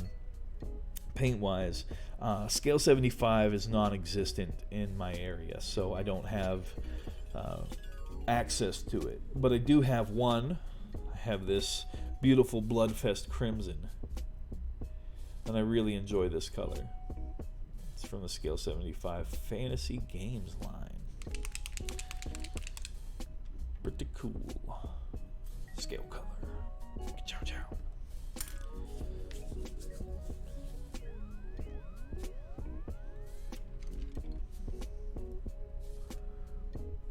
I'm going to take that little black-brown mixture that we did up. I'm going to glaze it back. Get a little more black into it. And perhaps a little more water. Let's see how that's turning out on my thumb here. Let's move Sorsha up here where she's safe. That's a nice little liner. And I'm going to come back through here. Since we did all this nice generalized work, we're going to try and redefine these edges of these feathers. Get a little more black into it.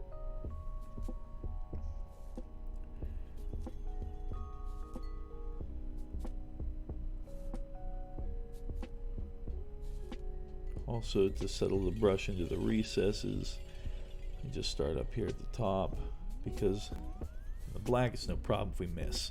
Mercy Ray says, oh, I won't be biased, I'm not sponsored, so you'll get a true feedback when they arrive. Absolutely.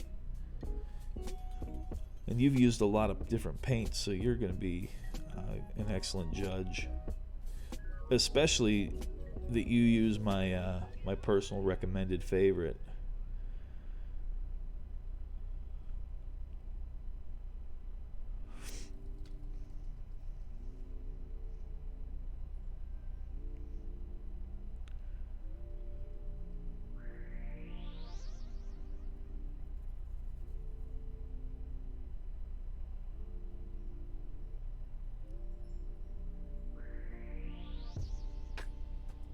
Sorry, I'm very, very much trying not to destroy what I've been painting.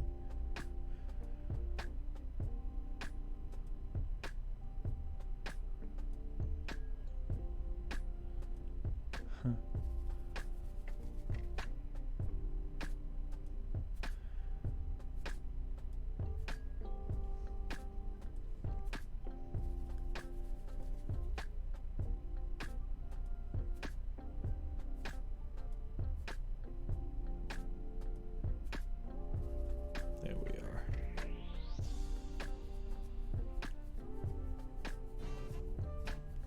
Snide, thank you so much for that follow.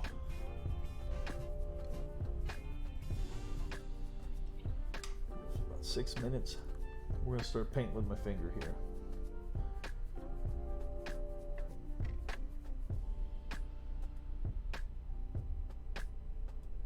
It's going to sound like a joke, but it's not. I'm going to dab some of this paint up here, like so, and then I'm going to feather it away.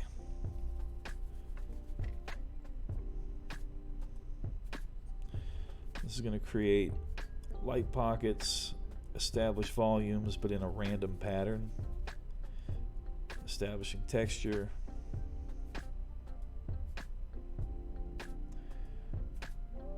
Without having to get too specific.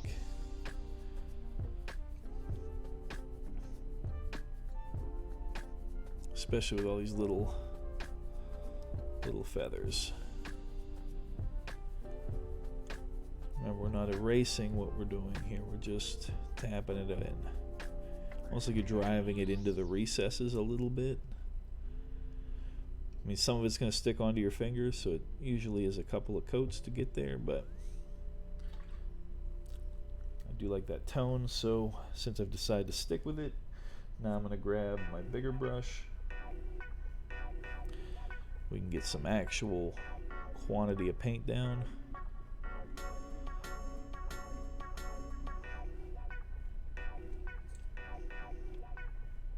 On the shoulder might be nice. Oop. Clan Wolf says lurk mode activated. What is the red pad we can see in the background? Red pad of me. Like up against the wall? That's an old door. Ray will tell you it's been there a while, and we're remodeling an old farmhouse, and the old wooden doors I didn't want to get rid of. We didn't get rid of all the old doors, but we restructured some things, and that door is no longer in use, and I didn't want to get rid of it because it's a nice door.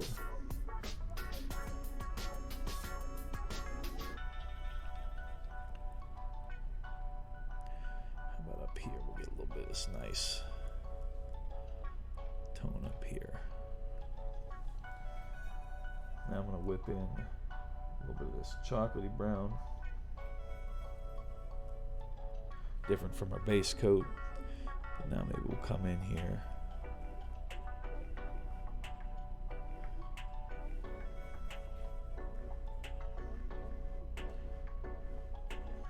Ray says too long on that door. Yes, I know, sir. Mrs. Nomadic would agree. It's like a permanent fixture. I'm going to get rid of it soon, and you're going to be like, nah, bring that back. Stream will lose all mojo once it's gone.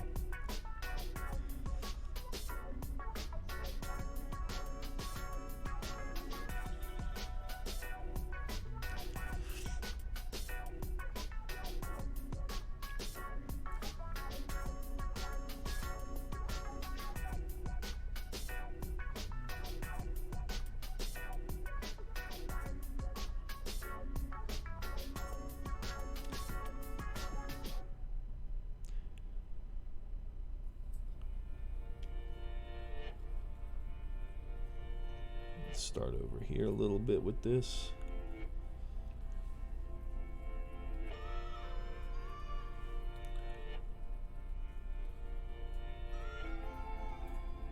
Again, general volumes, nothing super specific to the feathers themselves.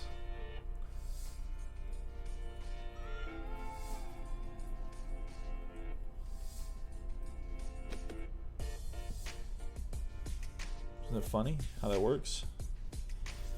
Plays this little trick on your eyes just by feathering it in.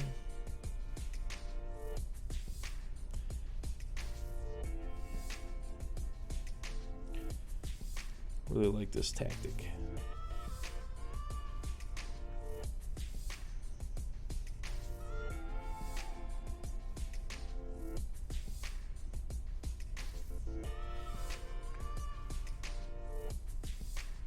We want him to have a little bit of a paler belly.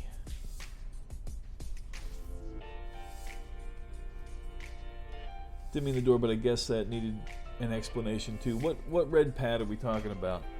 I don't see a red pad. This? The shoulder pad? Because if it's that, this is Sorsha.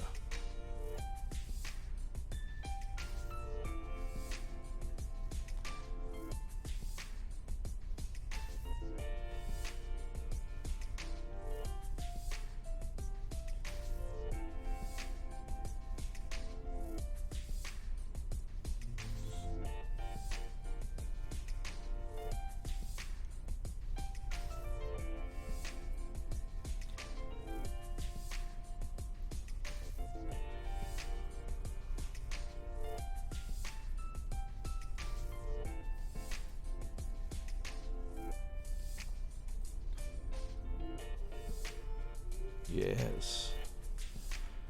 Yeah, she's one of my favorite models.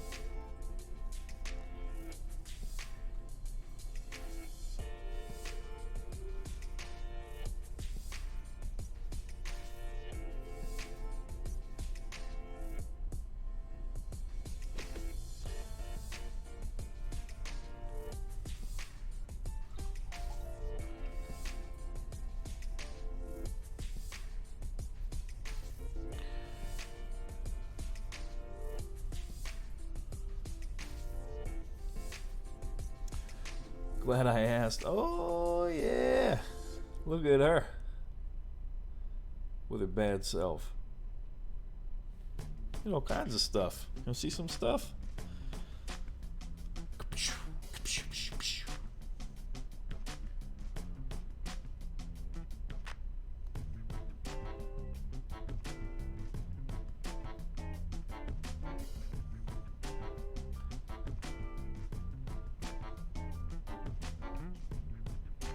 We got an Instagram link below if you want to see more things that we work on in here on a regular basis.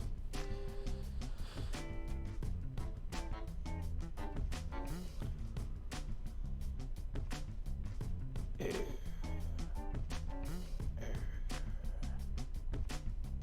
at his little teeth. Yeah, we work on some stuff.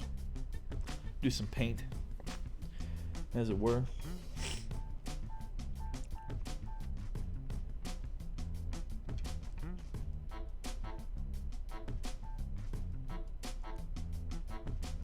Just a light wash here.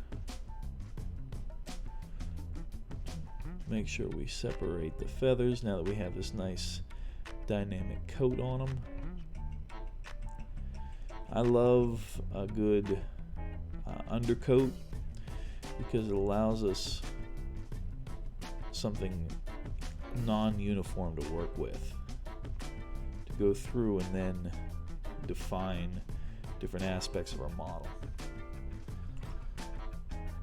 So Snoofless, Nomadic Christopher, how does lighting work? I'm trying to learn layering on orc clothes for my first minis, and they all look, what is this word? Pepiga? What is that? How does layering? How does lighting work? I might be misunderstanding your question. It's probably the early hour, but you have me for about 7 more minutes if you want to help me understand, and then I'll try my best to answer you.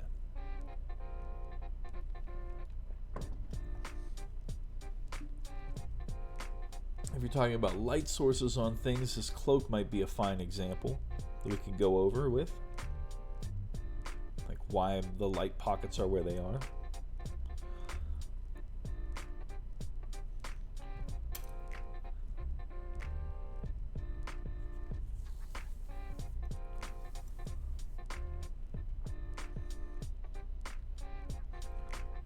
Really want more yellow in this.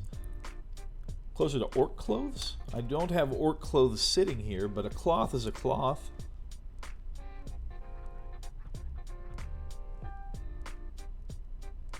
You know? Not on my desk. I don't have an orc. Cloak seems more uniform. You talking because of the tatters?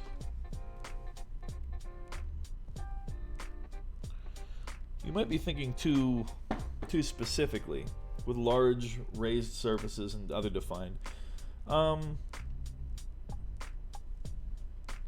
So you mean like a massively raised surface versus a massively recessed surface, like that? You know, when you look at a light source, you have to choose a direction, right? So this is where the light's coming in. And the thing that you want to remember is that just because it's sculpted as a highlight or as a raised edge does not mean that it gets to be highlighted the whole way. So you see like this large raised edge, like on an orc where you have a rip, the whole rip might seem to want to be highlighted, but it depends on where it is. Because back here, you see how we have our light source coming right through here, but not down everywhere. So like down here, it's all in shadow. Even the recesses. But up here in the highlight area, even the recesses have to some degree been highlighted. You see.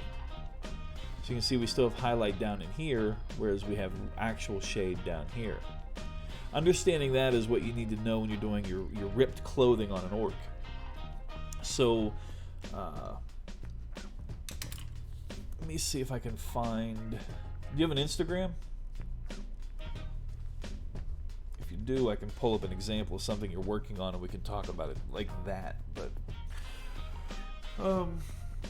yeah, it's a general understanding of where the light needs to go that will help.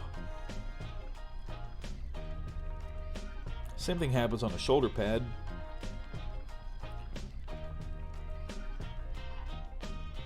You know, we have shadow here even though it's not in a recess because we're so bright up here. Shadow down here, shadow down here. That general understanding goes a long way, especially with orcs.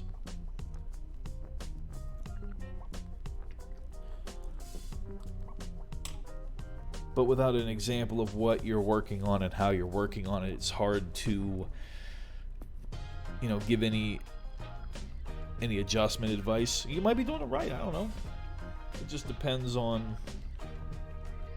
what you have going on.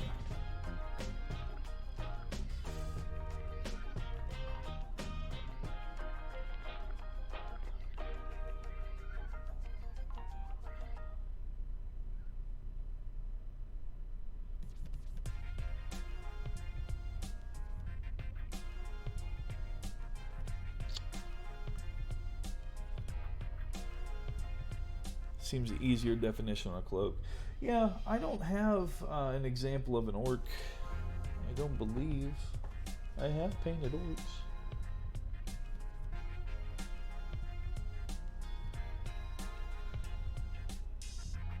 But no, cloaks are a lot more complicated. Cloaks are probably the most complex fabric to paint.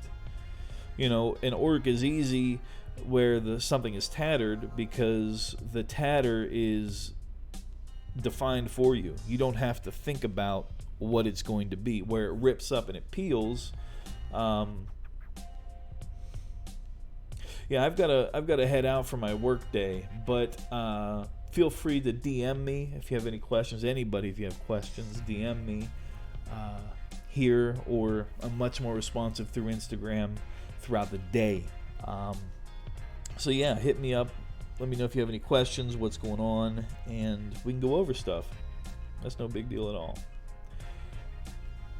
I will hit you with my links, and then we're going to have to find a raid target.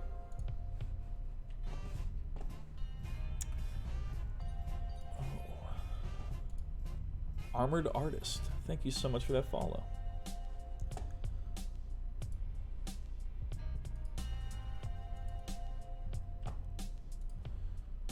There's my Instagram, and here's my Patreon. Thank you so much for stopping in. Let's see who's online that we can raid into. It is Friday. Daniel's on. Let's go see Damn It Daniel.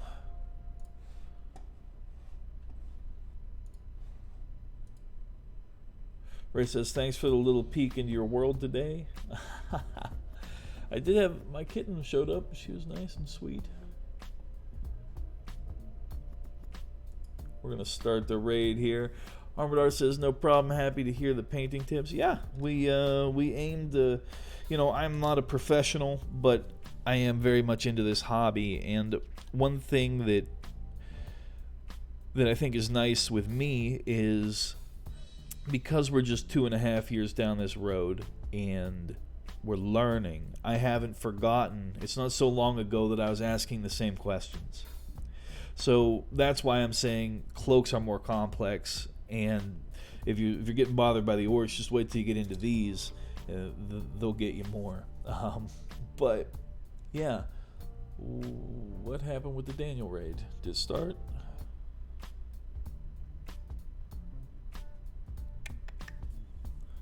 Let's see here.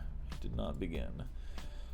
But yeah, when you have things that are sculpted as tatters and whatnot, those rips and tears, once you start understanding what you're going to use for your highlight color, you can start to get them to roll. There we go. Raid begun. Yeah, thanks, man. I'll DM on Insta. Hit me up. Anybody, hit me up if you have questions. Anything I can help even point you into the direction of a resource, that'll be good. But yeah, for now, it's Friday. And then, Ray, what day it'll be? It'll be Saturday, then Sunday. And that's not bad at all. All right, everybody. Let Daniel know where you came from. If you got those sweet, sweet emotes, let them fly. Let them know what it is. And we'll catch you, if not over the weekend, first thing Monday morning.